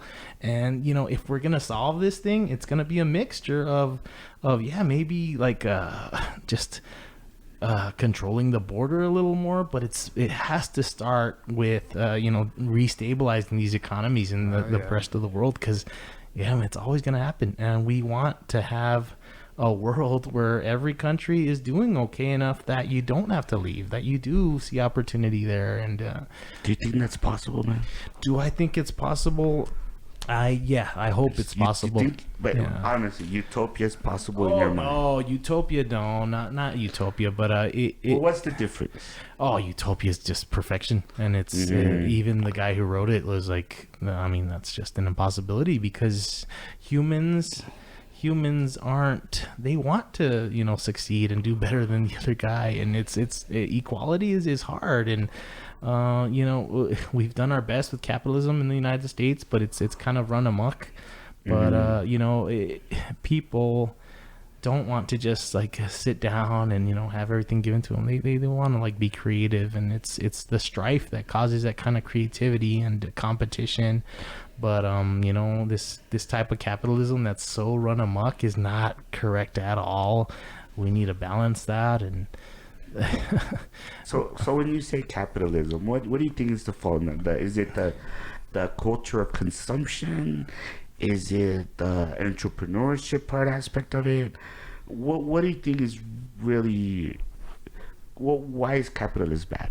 Because once you start gaining capital, like what has happened is that you don't want to let go of it. You want to build as much capital as you can. You want to destroy competition, like what Microsoft does. And it's become the dragon hoarding the treasure, basically, man. Dude, that's so weird you say that, man. That's going to be one of the pieces I paint next, is that we have the dragons returning to their hoards, and they don't want to give it up.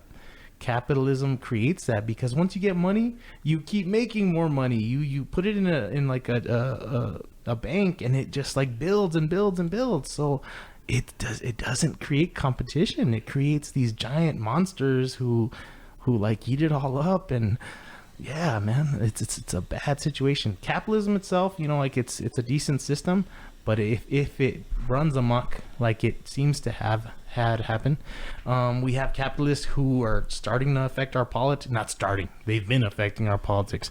They don't pay their taxes. They find loopholes.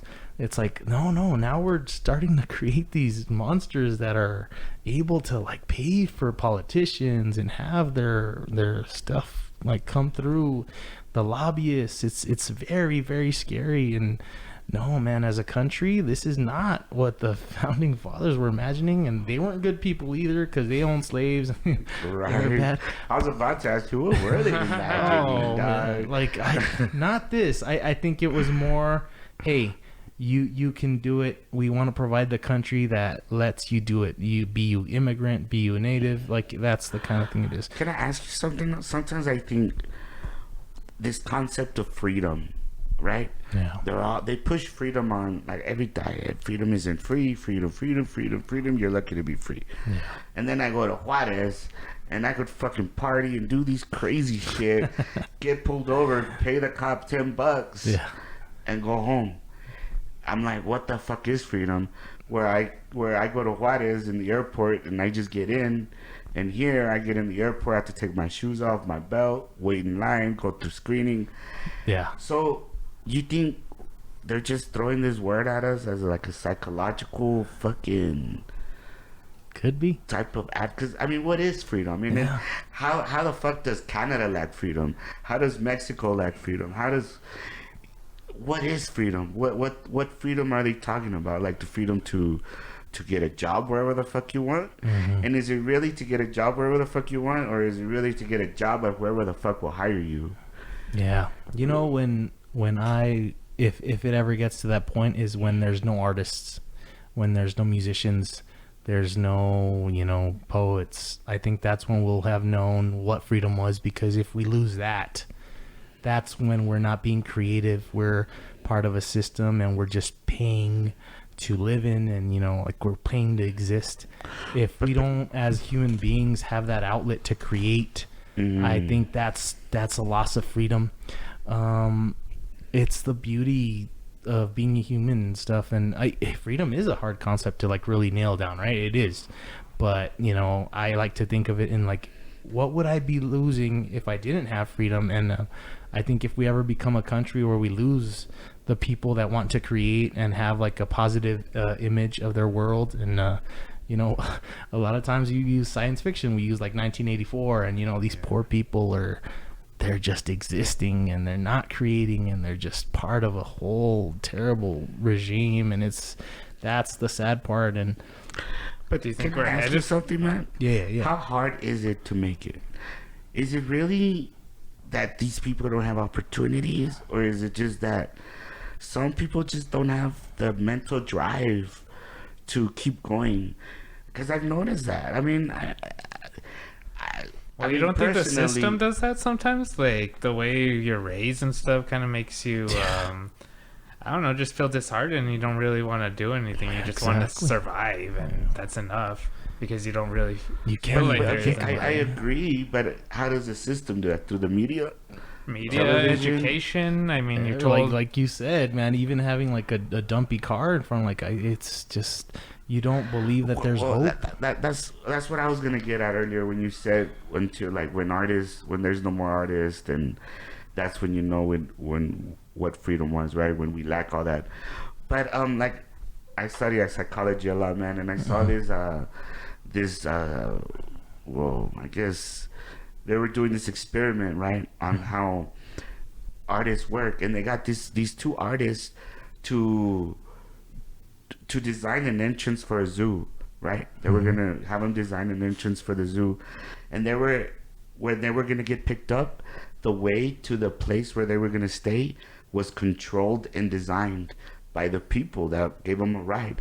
And they say, look, I bet you this guy is gonna draw an entrance something like this because of what he saw on his way here. And then the other guy's gonna draw something like this because we took him to this route and we put this pictures on the way. Yes, sir. And it was so alike what they came up with and what they say they would.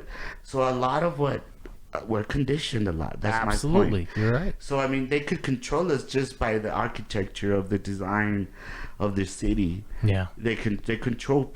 It's not. I mean, the control sounds too fucking conspiracy, but they could have some type of influence on the way you think and how you learn, Yes, sir. depending on what you see and what you feel when you see these things, right? So even that, when we talk about freedom, is that real freedom? Because can that be controlled as well? Right.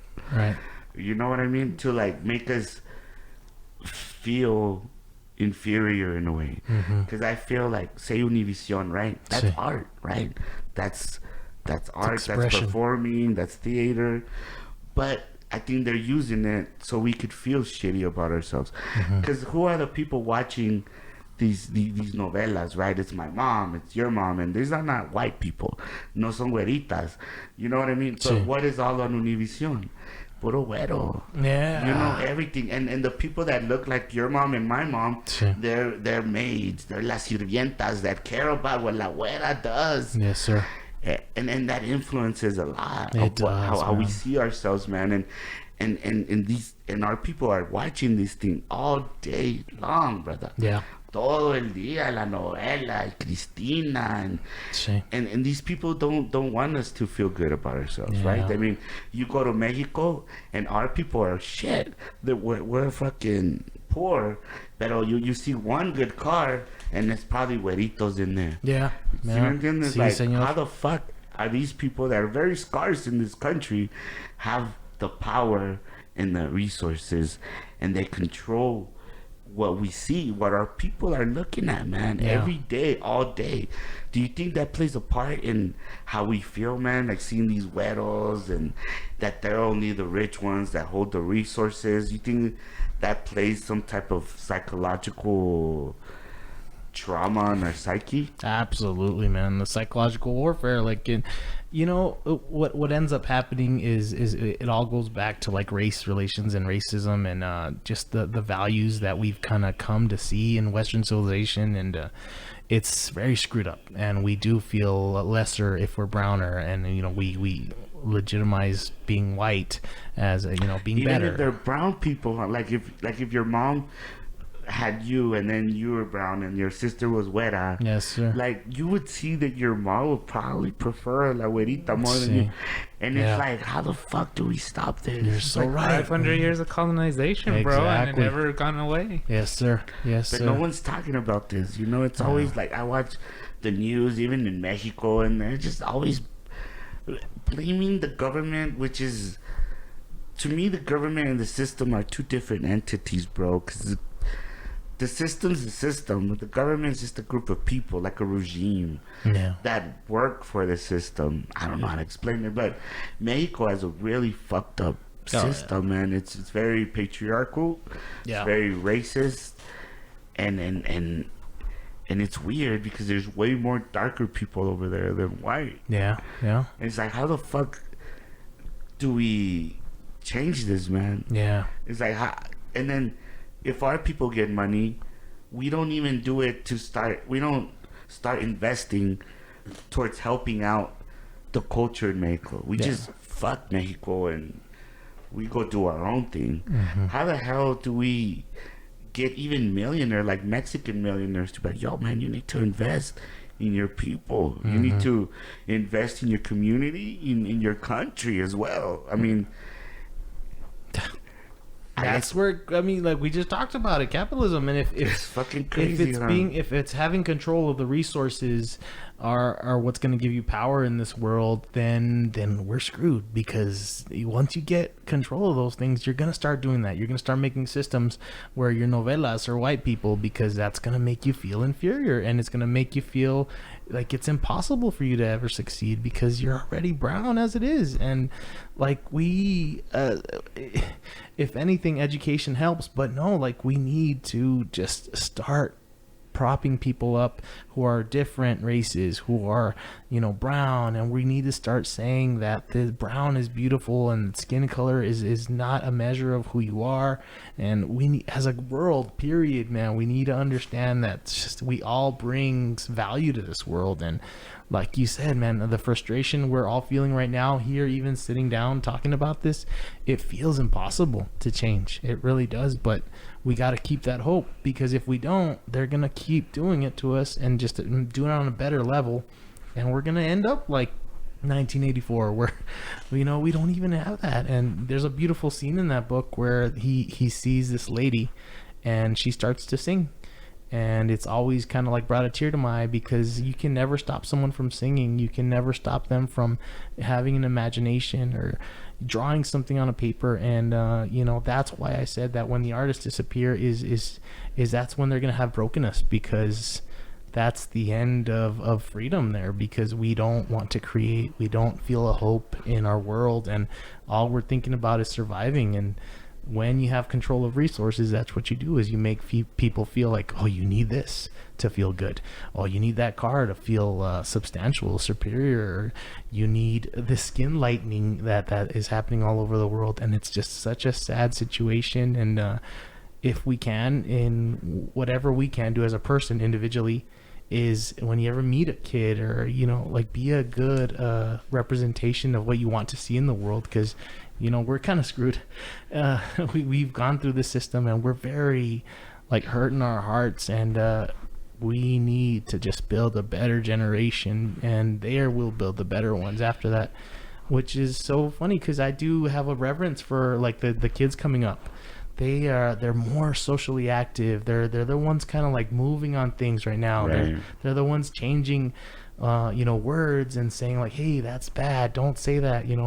Matt Damon just said that he's been using the FAG word months ago, and it's like, no, we need to move from that. Like, we need to be better human beings. And I know people are against cancel culture and all that kind of stuff, but I don't think it's cancel culture. I think it's finally moving our society to a better place where we don't label people like that and negatively use these types of words that are hurtful. And it's just, I have a hope that with these generations coming up and the generations after them, that it's going to be better. I really do hope so. And you don't think that makes people softer though? Softer. You know what? I think it takes us to a better place. At least I think we're not talking about with those the whole things. bullying thing, right? Yeah. Whenever, I grew up, man, and I'm short and I'm fucking fucked up, and I had to fight a lot. You're beautiful, right? man. I had to fucking tear shit up. So, but that was my thing. My dad was like, "No, mijo, chingale, cabrón." Eso. Like, this is how it is. But right now, it's like, oh, bullying, and these kids committing suicide because they're getting bullied. And you don't think that trying to soften these ways of life, right? Because especially in the little men, like little boy kids, right? Yeah. We'd like to challenge each other, like, "Wow, I race you to here," or it's kind of like a I don't know how to explain it, man. But a rite of passage or something. yeah, it's like a man thing, right? We evolved by hunting, right? I'm sure that whole competition thing, it's very natural within like little kids, little boy kids, Yeah. So sometimes I'm like, is like, I don't know, man. I'm not saying like that we should be mean to people. No, fuck that. Yeah. But I think shedding too much light on it, Yeah. you don't think softens people up? What I would say is why do we need to be so tough? Like, why is that the value in this world? Like, why do we need to be tough? Like, why can't we just be good? And the bully, why is he a bully? It's like testosterone and all that, right? Oh. These are real chemicals that play a factor in how we feel and stuff. Yeah. Well, I don't think it's just that, bro. I think there's also like situations like some people don't have father figures anymore. Especially now, we come from broken families. Exactly. That's what we need to address. Not that it's gonna make us softer. I think we need to address that. Like, hey, if a bully's a bully, what's going on at home? Like, what's happening to him? He's not naturally a bully because of testosterone, I don't think. Because, I'm going to tell you right now. Not a bully, though. Yeah. I'm not saying just... I was just using that as an analogy, but... Yeah. Not just a bully, but in general, man. Like, because people weren't committing suicide over bullying before. That we know of. We know of, Well, man. yeah, but now it's like fucking the problem. Yeah. So you understand this? And it becomes a problem whenever it's being addressed more. Like, the more it's being addressed, it's kind of like becomes hip in a way. Yeah, I disagree. I think it's social media, man. Social media. These kids are so exposed. Now it's like exponentially more exposed to bullying and to people who are gonna tell you, but like, social media, like, really? Oh, like that's gonna make someone kill themselves. Social media, like, I don't know, man. I got called really ugly names. Yeah. And I never fucking... And that was in person. Yeah. So, I think if it was in social media, I would have... Yeah, but I think it's a different situation now. A lot of people have become so isolated, especially some new generation people. They didn't grow up socialized properly. Everything's and so online. Yeah, you're so right. Like, people are playing video games like all day. Yeah. And, if they're the people that they're socializing with are bullying them or telling them these things. I was like, I understand the reason for it. And that we want people not to be as soft, but I think it's just not even necessary anymore. Like, why are we still acting this way? Like, I'm gonna tell you for sure. Like, in high school, like I played football, and I'm this jock and stuff. I was captain of the football team, whatever. But I had high testosterone enough that they wanted to test me because I was lifting weights, and they wanted to see if I was taking steroids. I'm a soft guy, and I've been my whole life. I've been a nicer guy. I've always liked to embrace the new kid, and be nice to. I don't know what it is, and I think that's what we need to value in this world, instead of thinking that you're gonna be made a better person by being harsh treatment or adversity. I get it.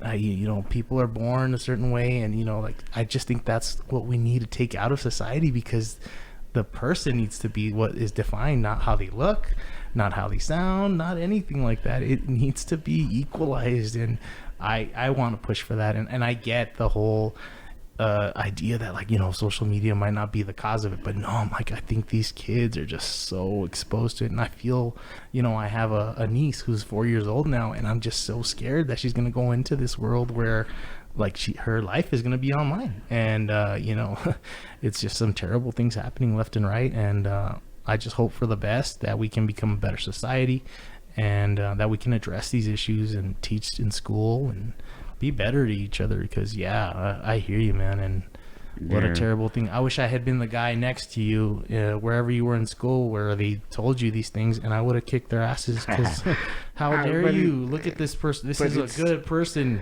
But see, that's the thing. I think that helped me, though. Yeah. I think it helped me a lot, and good for you. I don't know how to explain it, though, but I really do think that people need some type of adversary. But I also think you had a father, like a good dad, bro. Like a lot of people that get bullied don't have dads to tell them to fight back, or to tell them to stick up for themselves. Some dads would have been like, you are, and you're scum, and it's like, it's good that your dad was able to do that, and that's the kind of person. But what if my dad would have been like, well, they're jealous and they don't know what they're saying, and they're just jealous of you, like. Would I felt the same way? Would I have felt bad? Would I have felt bad about myself because he's not? Yeah. So it goes along with parenting. You say, like, you think it's a lot of parenting then?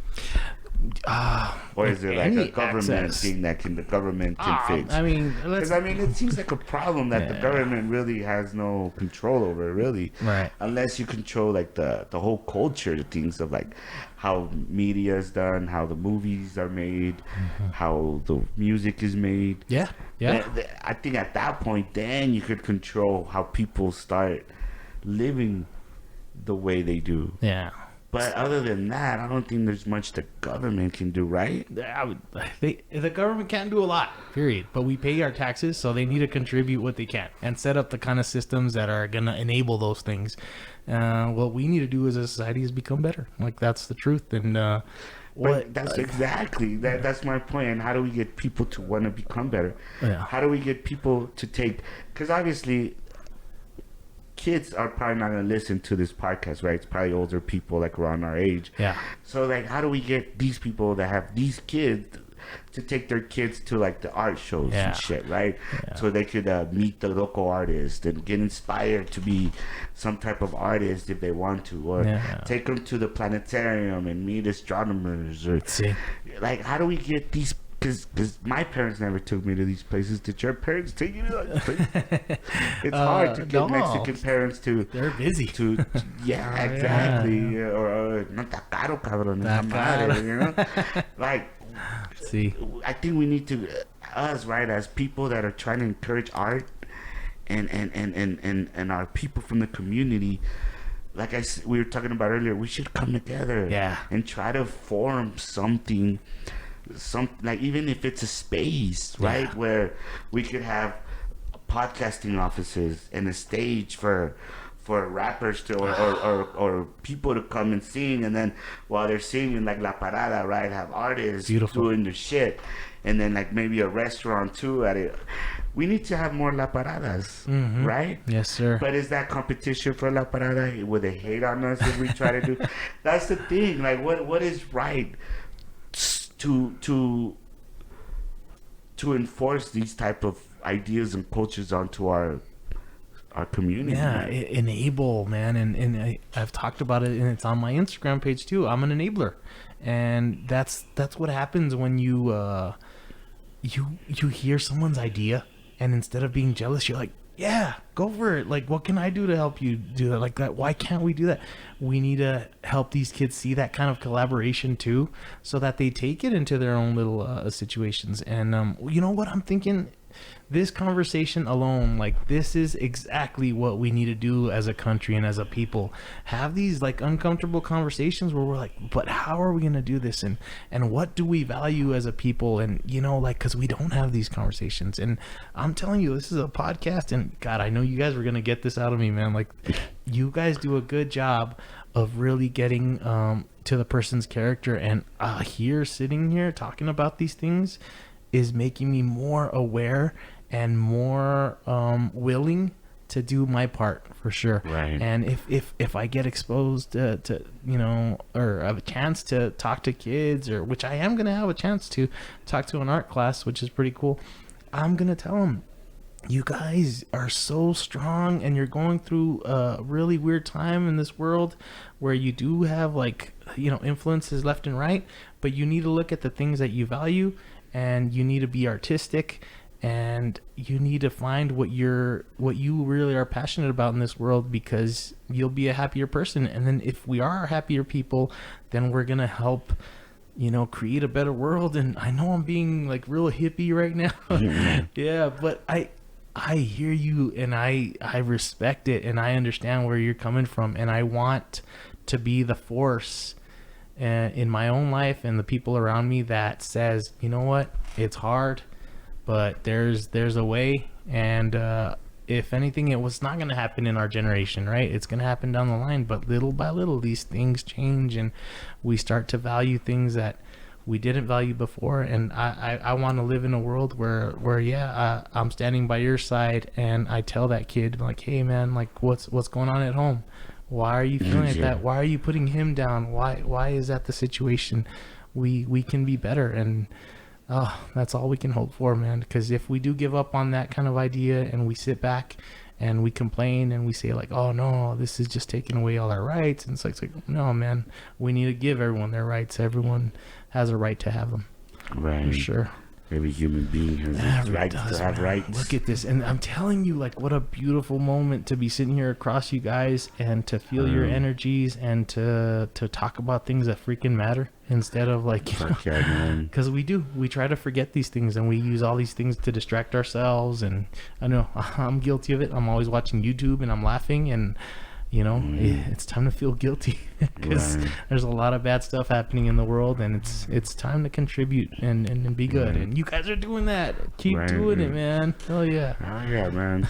Well, fuck yeah, man. Well, thanks. Yeah, I just think that we should start seeing each other as more like family. You know, make kind of like we have to help each other, man. We're all fucked up. Yeah. We're all in a pretty deep hole. Yeah. So I mean, when we keep pushing each other into a bigger hole to get ourselves out of it, it's just gonna be a mess. Yeah. So if we could, you know, if we could all just start seeing each other as some type of family or culture, or I don't know what the fuck, but an organism. I mean, collective consciousness, like what we used to. I think that's what it needs to be. Like, in I think why sometimes China and Japan are so successful is they kind of kept their cultures. They kept their collective culture. Yeah. And Mexicans and a lot of South American countries, and even in Africa, like we've lost our collective culture. So we're more susceptible to media, and we're more susceptible to all this fucking colonization, I guess. See, it's better to you know, unite under what we have similarities than to just describe all our differences, man. And because those are many. But what unifies us, like, that's what we need to value. Yeah, absolutely, man. And I think we should stop the whole Latino and Hispanic shit too. Yeah. I mean, we're fucking Mexicans, you know what I mean? Yes. Like, that's what it is, man. Yeah. I don't know. I think the whole Latino is just embarrassed to say you're Mexican. You know what I mean? Yeah, it's tough. I say Latino. I'm like, what the fuck does that mean? Do you know what Latino means? It means you're a descendant of the Latin language. Which is like Portuguese and fucking Spain. Yeah. So we are not Latinos, if that's what you call yourself. You know what I mean? Yeah. Like, we're far from that shit. But I think that's a form of ownership to us. Right? Kind of like with slaves, how they would take away their name and put the owner's black Yeah. owner's last name. Yes, sir. I think that's what they do. I mean, they label us Latinos and we're fucking Mexica, Mayans, Zapotec, fucking like descendants and shit. Yeah.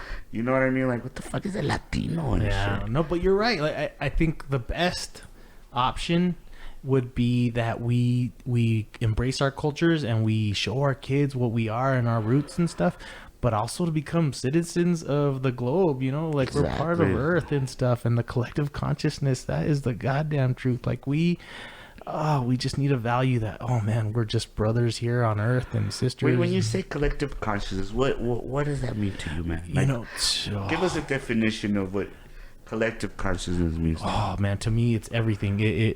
My art is this idea that I'm expressing the universe through me, that I'm the universe, so I'm expressing myself through the universe and I'm putting it on a canvas and I'm being the universe right there. And the collective consciousness, we have these ideas that flow like a giant brain, I think, in the universe, and it's just, I mean, that's what I believe. It's a beautiful thing, and if we can, as a collective consciousness, come to a better understanding and a better level of humanity, period, just humanity, we're very special in this universe. Maybe, you know, like sometimes scientists think like maybe we're the only ones that have reached this kind of intelligence at this point, and it's like, man, we need to embrace that and stop freaking fighting wars, killing each other and polluting our earth. Like, we need to get to the point where we're trying to reach out to the stars and, you know, helping people on earth live their lives. Like, let's stop all this crazy stuff, man. That's the truth. And the collective consciousness is that idea that we are all part of one thing, and to separate and to define each other as the other is just a crazy thing, man. It really is. Mm-hmm. Like, what do you mean we're all part of one thing? I feel like if we are just a process of the Big Bang or whatever it is, we are a process of chaos, and then the order that came after that created an organism, and then we became humans, and we're at this level of humanity, and I feel like we are all connected in some way. And I don't know, you hear about like psychedelics and, you know, ayahuasca, all that kind of stuff, that when you go into that state of mind, that you reconnect with that collective consciousness. And, you know, it's a hopeful thing to think of, but you know, maybe the universe is colder than that and we're not connected, but I like to think that we are. Right. So do you think that we're the only ones in our solar system? No, I mean, sir. in our galaxy? I do not, man. I think there's a lot of us out there, aliens and all. I have always believed that, and it makes me feel happy thinking that too. And I like to think they've already been here, man. What if we one day find out that we're the only ones? Oh, how scary that is, no?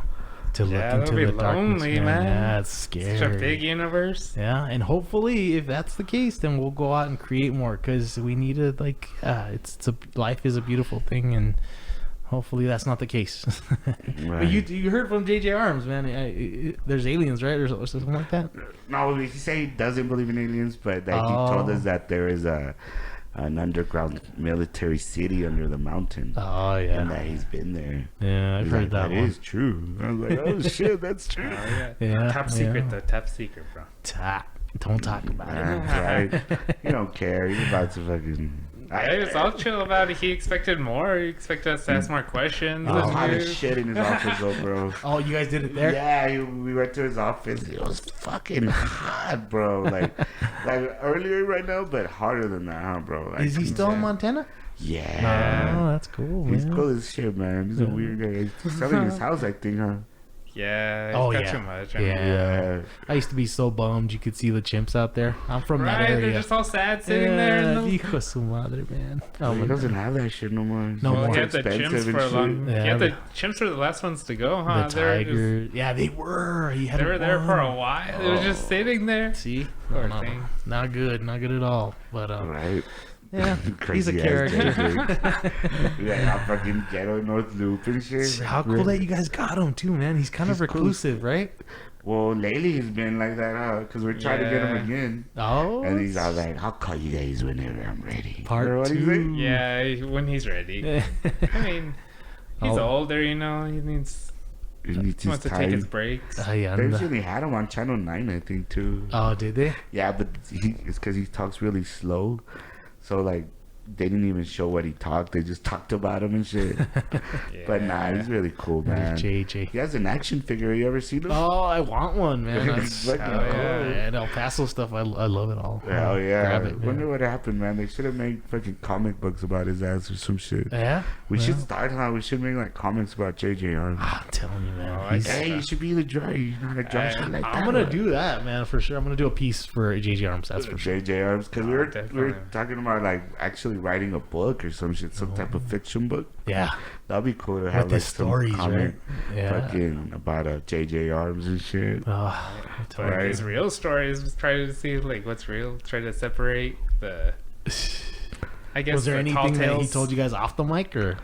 Nah, but he did tell us that in Juarez, with those women being killed, he's like that wasn't the narcos, like, or the police or the government. He's like, that was a group of clinics, right? Oh. He said there was Yeah. a group of clinics Like the that organ Getting trade. the organs. Hell that yeah. were killing Oh, people, man. and then he's all like. And then he told us that when he came up with all this information, that he went to the mayor of Juarez, and he's like, "Look, this is what's happening, but don't say it yet." I don't think it was the mayor, wasn't it? Like the head of the police or something. or someone, Yeah, someone. some And high he's up like, person. "Don't. This is what's happening, but don't come out with it yet." Wow. And he did come out with it, and that the next day they had killed him and shit. Oh man. And that's when JJ was like, "Nah, yeah. not this shit, fool. Hey, Fuck that isn't- shit." That's El Paso too, isn't there's like underground like seedy stuff, you know, like it's and then the narco stuff, like there's money flowing through El Paso, you know, like it's stuff we don't Yeah. talk about, but And we've been also trying to talk about underground, the tunnels, bro. Have you all heard the about tunnels. all the tunnels on Sunset? Yeah, I used to live on Upson, and we would hear about the tunnels and stuff. Yeah, the Turtle House department. Turtle what's it called? House. Yeah. Yeah, they did tours a while ago. No, the tunnels. Oh yeah. Yeah. Oh, that's cool, man. Híjole, man. So- Because they used to cross like immigrants, no, or something like that. Yeah, So the all the Chinese- Chinese people, that's what I heard. yeah, way back.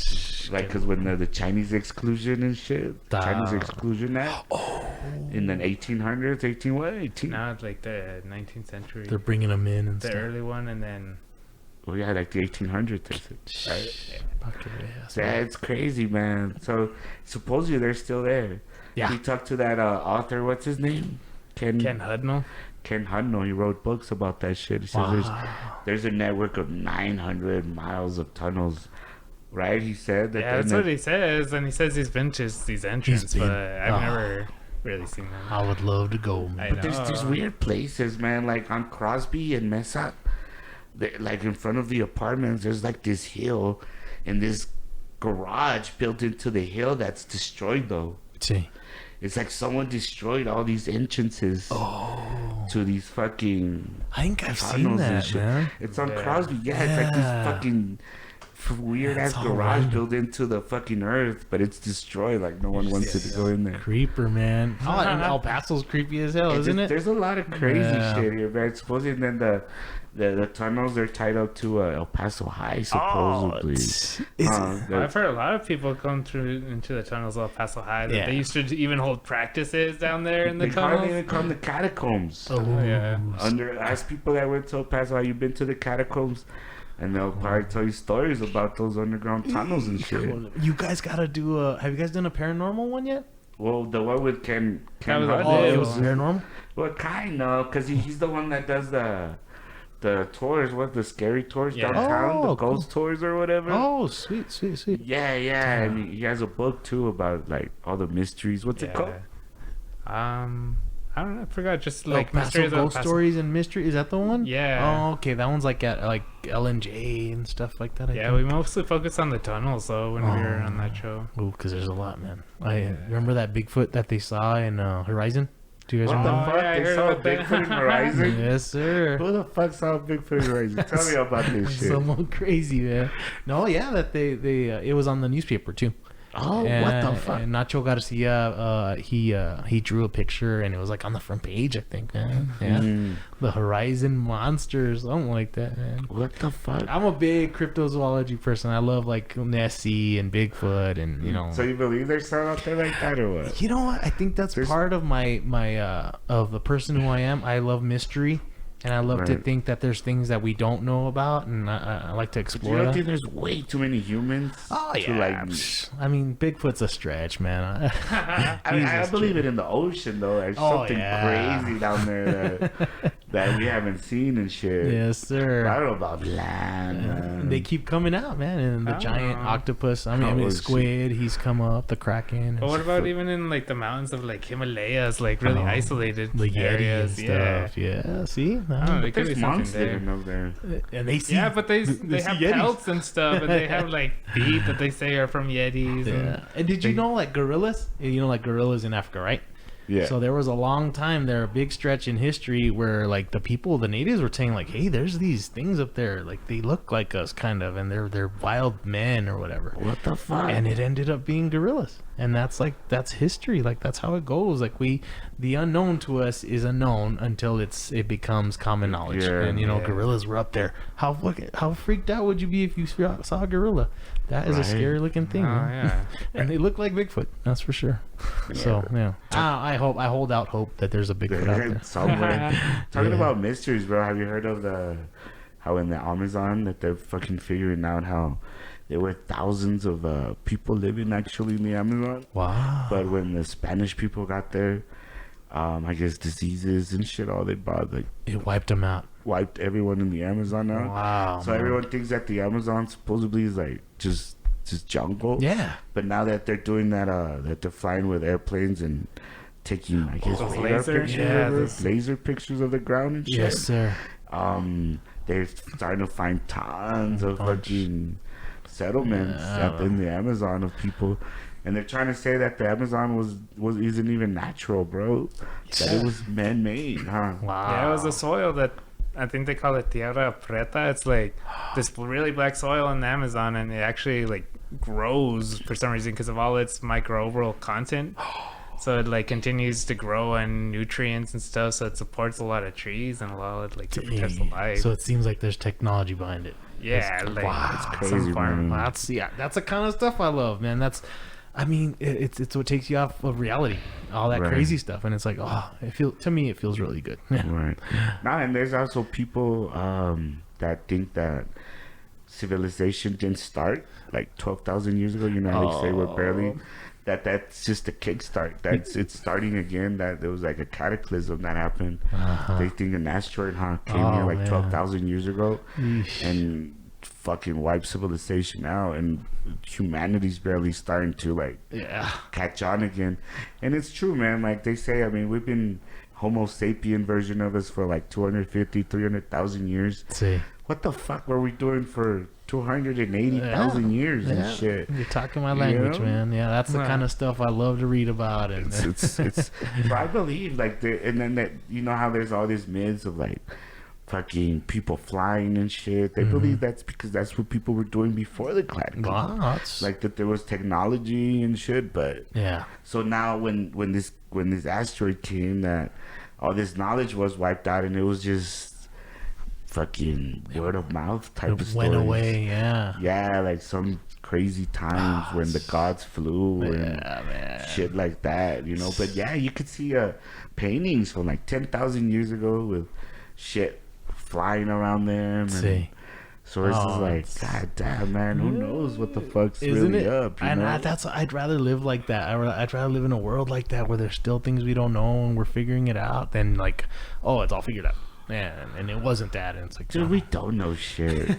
Even when like we research about like Egypt and shit like that, they don't know shit, bro. They keep surprising us. It's fucking nuts. Like they don't even know how the fuck the Sphinx got put there. Because everything around there was already built. It's older. So the fucking Sphinx, like these towns, like how the fuck did they get these things there? Yes, sir. They couldn't move these buildings and shit.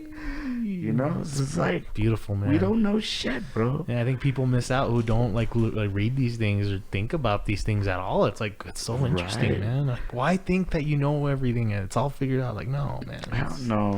And then they say we're closer to that girl. What's her name? That Egyptian. Cleopatra's closer to us than she is to the When the Sphinx Giza pyramid was built. Oh, like her genetics or something. No, like the time she existed, we're closer to her than what she was when the Giza pyramid is way older. Are we explaining I this see right? what you're saying. I see what you're saying. We're closer to her when she lived than we Uh-huh. are to when they were built, or what? or the So like I don't know how long ago she lived, Uh-huh. but say she lived like 10,000 years ago. Okay. I don't know what the fuck. I'm just Yeah. throwing out numbers, right? But say the Sphinx or the Giza pyramid was built 20,000 years away before her. Yeah. So we're closer in time, Yeah. to her than what she was to when the pyramids were built. Dang, man, that's That's awesome. how old fucking Egypt is, It bro. is exactly. Yeah. That's fucking nuts, huh? Gotta go there one day. What's your bucket list? One Dude, place. that is on my bucket list. Have you ever been to Mexican ones?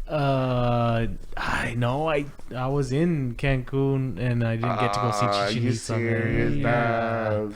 Damn it. Shit, nah, you gotta go to Teotihuacan and Teotihuacan, bro. see? That place is fucking magical. Oh, homie. that's a I'm pyramid right telling there. you, bro. And then that place, let me tell you, Teotihuacan, they don't even know who the fuck built that shit, bro. Like, Yeah. that shit was that place was a fucking ruin to the Mexica, to the Aztecs. Uh-huh. The Aztecs saw it as a ruin. They named it Teotihuacan, the place where the gods were born.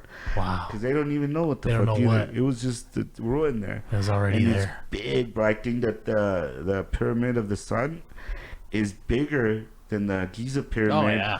But it's just the Giza pyramid is bigger because it has the top part. The So, slope or something. yeah, the fucking peak, the point. Uh-huh. That's when it's bigger. But the pyramid of the Sol is like wider and yeah. shit. And so if it had that top part, it would have been bigger than that Mexican pyramids just look way more sophisticated for sure. one. It's fucking nuts, huh? See, and that's what history does. It downplays our culture, and it heightens Egyptian culture. and then you it know? focuses on some negative things like sacrifice that we don't Yeah, even like, exactly. some ridiculous ass thing.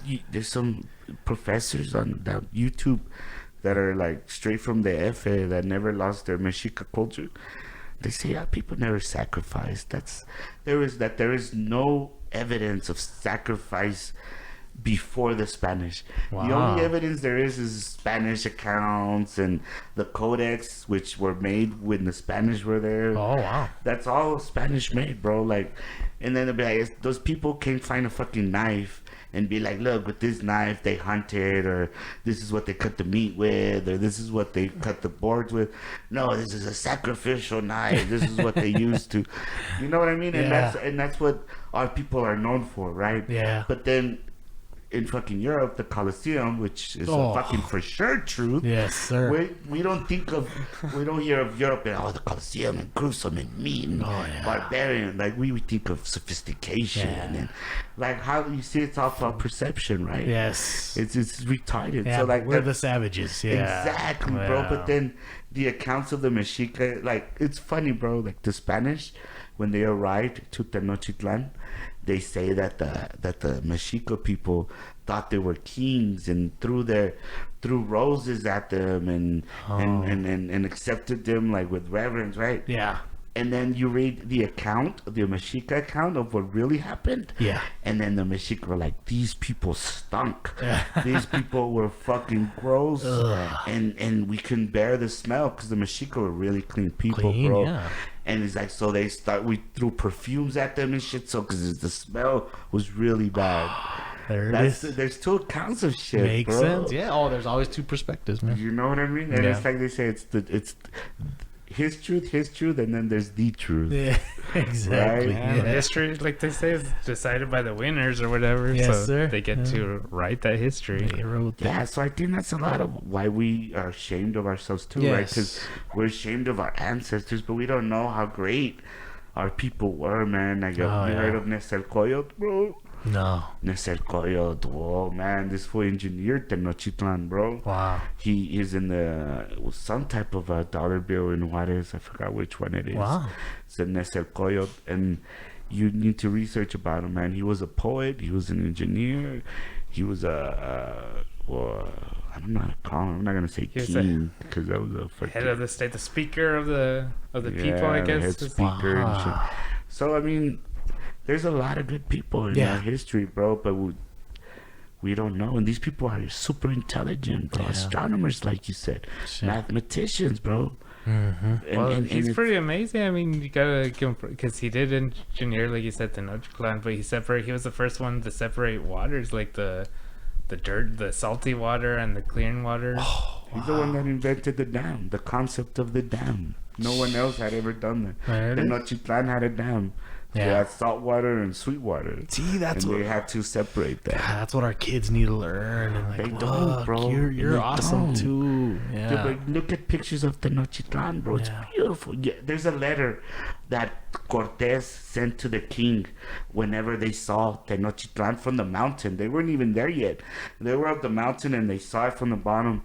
And he talks about how when he saw it, they couldn't believe what they saw. Because it had lights, bro. It had candles everywhere, and then they would put them in such a way that they would reflect with the light, because they were in a lake, right? They were in the middle of a lake, so they would have candles. So it looked like a modern city, bro, with lights and shit. And these people's like, dude, my soldiers, because I think the Spanish had some type of a cultural thing that when they died, they saw some type of paradise, and that whenever they saw Tenochtitlan, that a lot of soldiers thought that they had died. And reached, like, what the fuck happened, dude? And even Cortés says, I've been to the most beautiful cities in the world. I've been to Venice. I've been to Rome. He says all these beautiful cities, like, and this place far exceeds what I've seen in these cities. Like, this place is beautiful. And this is a person that hates the people living there, bro. Yeah. Think about this shit. Did you ever read the letter that Columbus wrote about the Taino people when he reached the Caribbeans? No, sir. There's a letter also, and I forgot exactly how it says, but it's more like these people are beautiful. They're well, like, they look very well. They look healthy. They're very nice and giving. He's like, with and he said an amount of ships. With a certain amount of ships, we could take everything they have.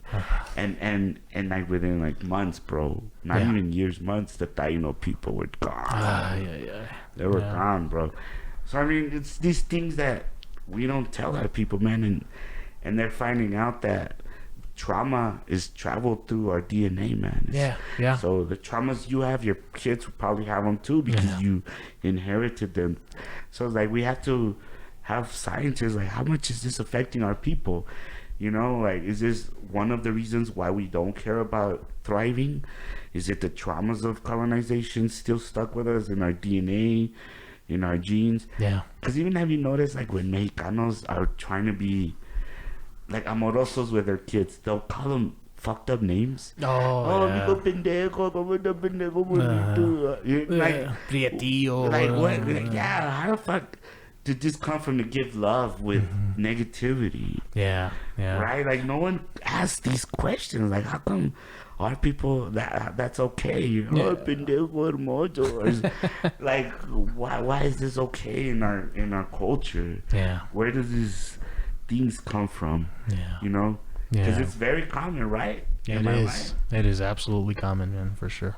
So what do you think about that, man? Talk about it. No, it's you said a lot, man, but that's the truth. Like, we need to change that, and we really need to address those things. And I mean, they call me güero because I'm more güero, and to me it benefited, but it is what is not good, because we tell kids, hey, get out of the sun, you're gonna get prieto, and it's like, no, man, we need to value. That's crazy though. Color. That's fucking, because, and then I heard people, like, they make the mejorar la raza and shit, make the raza better, marry into a white man or something. Like, it's not man, good. It's just that continued colonization, like we keep talking about, and it continues in cycles, like, are going to continue until we try to end them somehow and create Yeah. a new cycle. You know what? Like that's a good point. You say that. Like it's colonization because even like when we look in our genetics, we want to see like Spanish or me. I'm like Portuguese and stuff, and that's what we value.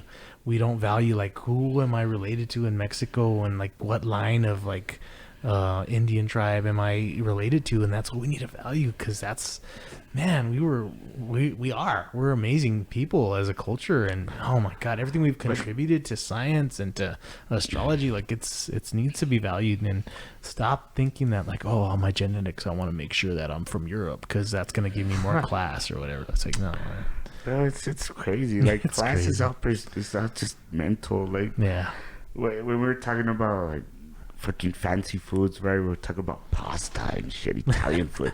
Like, what the fuck is pasta? It's just fucking wheat. Like, what is it, man? It's like flour and egg or whatever. Like, Yeah. why is it? They were talking about the guy that cooks pastas, the pastero, the pastera.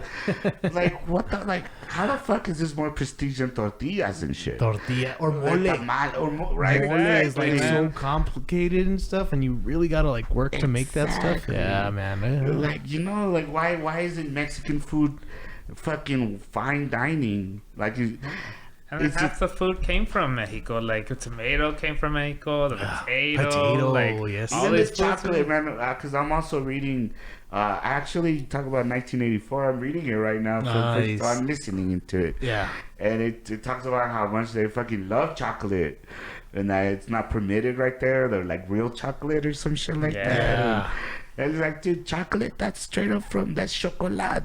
Chocolate. That's Chocolate. straight up for fucking Mexico and shit. Ándale. You know? That's and the truth. vanilla Cocoa too. bean. So all these things that make up the culinary world right now are straight Mexican. So it's like, how come our people are not prestige, right? It's like, I don't get it.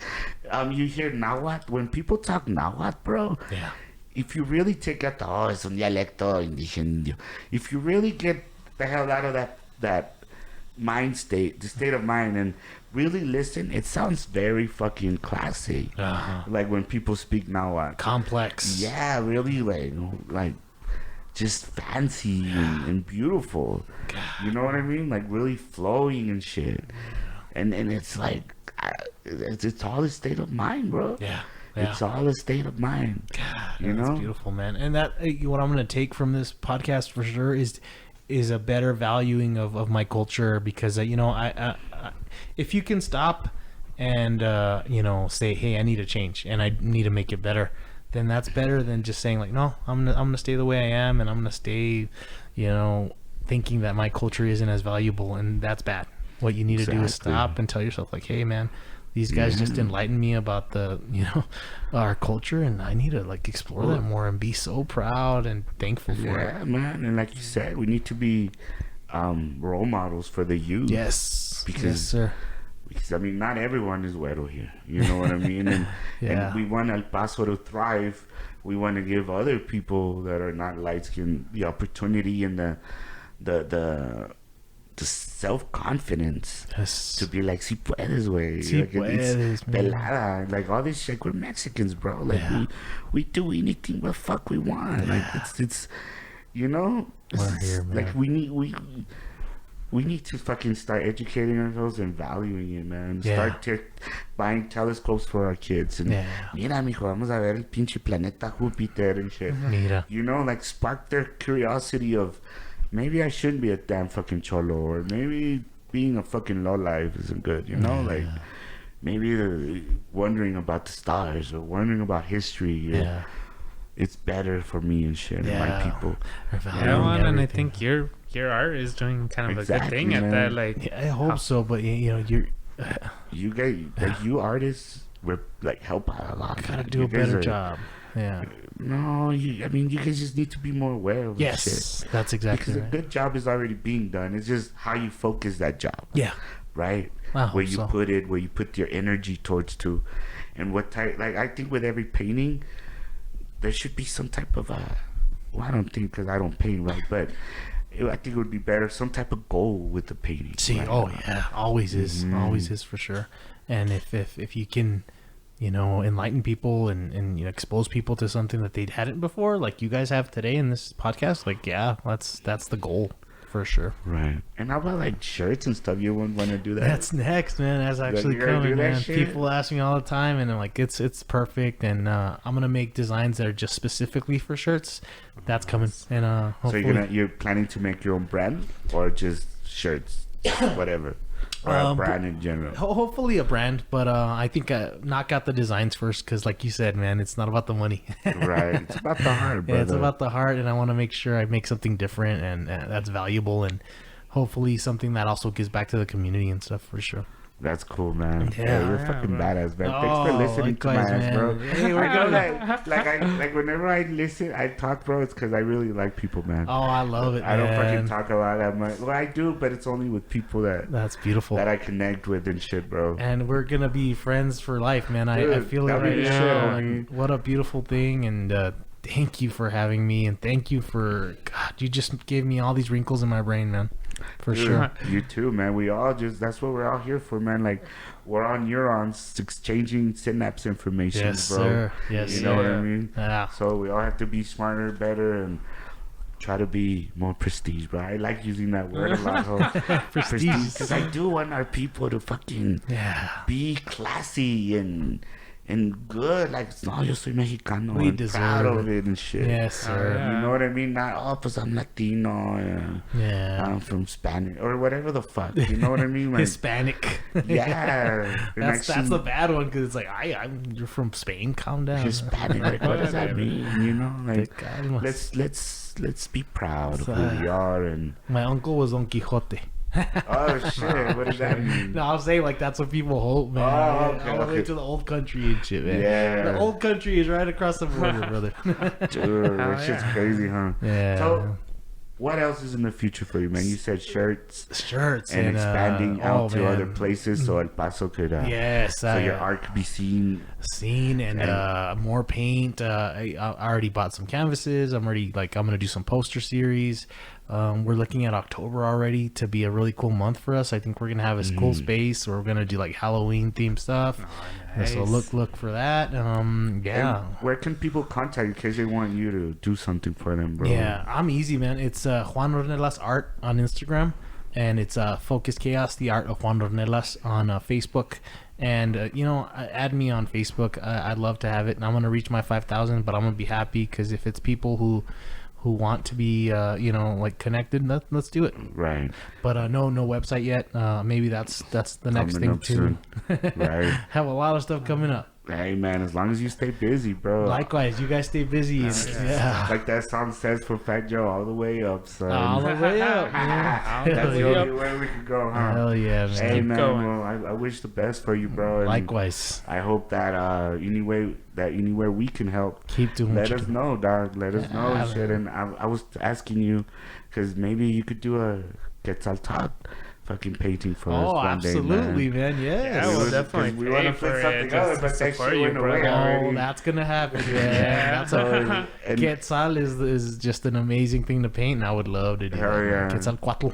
a little hipper one. Yeah. A little cool. Give it a spin. So let us know, man, whenever you be down, and we'll financially compensate you for that oh too, brother. man, hell no. Because now, fuck yeah, We'll bro. figure something out. Nah, that's what we need to figure out. Yeah, I'll take that little the little cup right there. Little Ewok cup. I love me some Hey. Ewoks, man. Oh, yeah. Oh, man. Because my dog looks like that motherfucker, Oh, bro. you do. You With his little underbite and shit. He's a sweetheart. When he has longer hair, when we don't cut his hair, Oh. he starts looking like that a lot. Lot of Yeah, good he's really energy, taking man. your energy, bro. Like, Yeah, you he can likes you a tell when he lot, likes man. people. He's really chill as fuck to some people. You know, and the dog owner, like it's what you do. Like they take on your personality. And look at this, what a beautiful little animal, man. Hell yeah, he's really sweet and chill, bro. Well, So, goes to dogs- show. You have a dog, man? No dogs. No, Oh, no, why not, just man? never have. Too much. You know, too me and much my work for you right now? me and my girl were real busy. We went to school for a long time, and Oh, yeah, it's okay. like we like to enjoy our time. Right. And no, like I said, you guys, thank you for the Thank you, opportunity. brother. And, Hell yeah. Well, good luck with everything, bro. Thank you. Likewise. And let us know, and we hope to see that painting sometime in the future. Dale, that's gonna happen. Yeah. All right. Well, thank you guys for listening, and we will have more episodes for you. Please like, subscribe, and do all that fucking shit that people do, and be looking out for the next one. And El Paso's beautiful, right? Yes, sir. And keep it up. Later, El Paso, Texas. Yeah.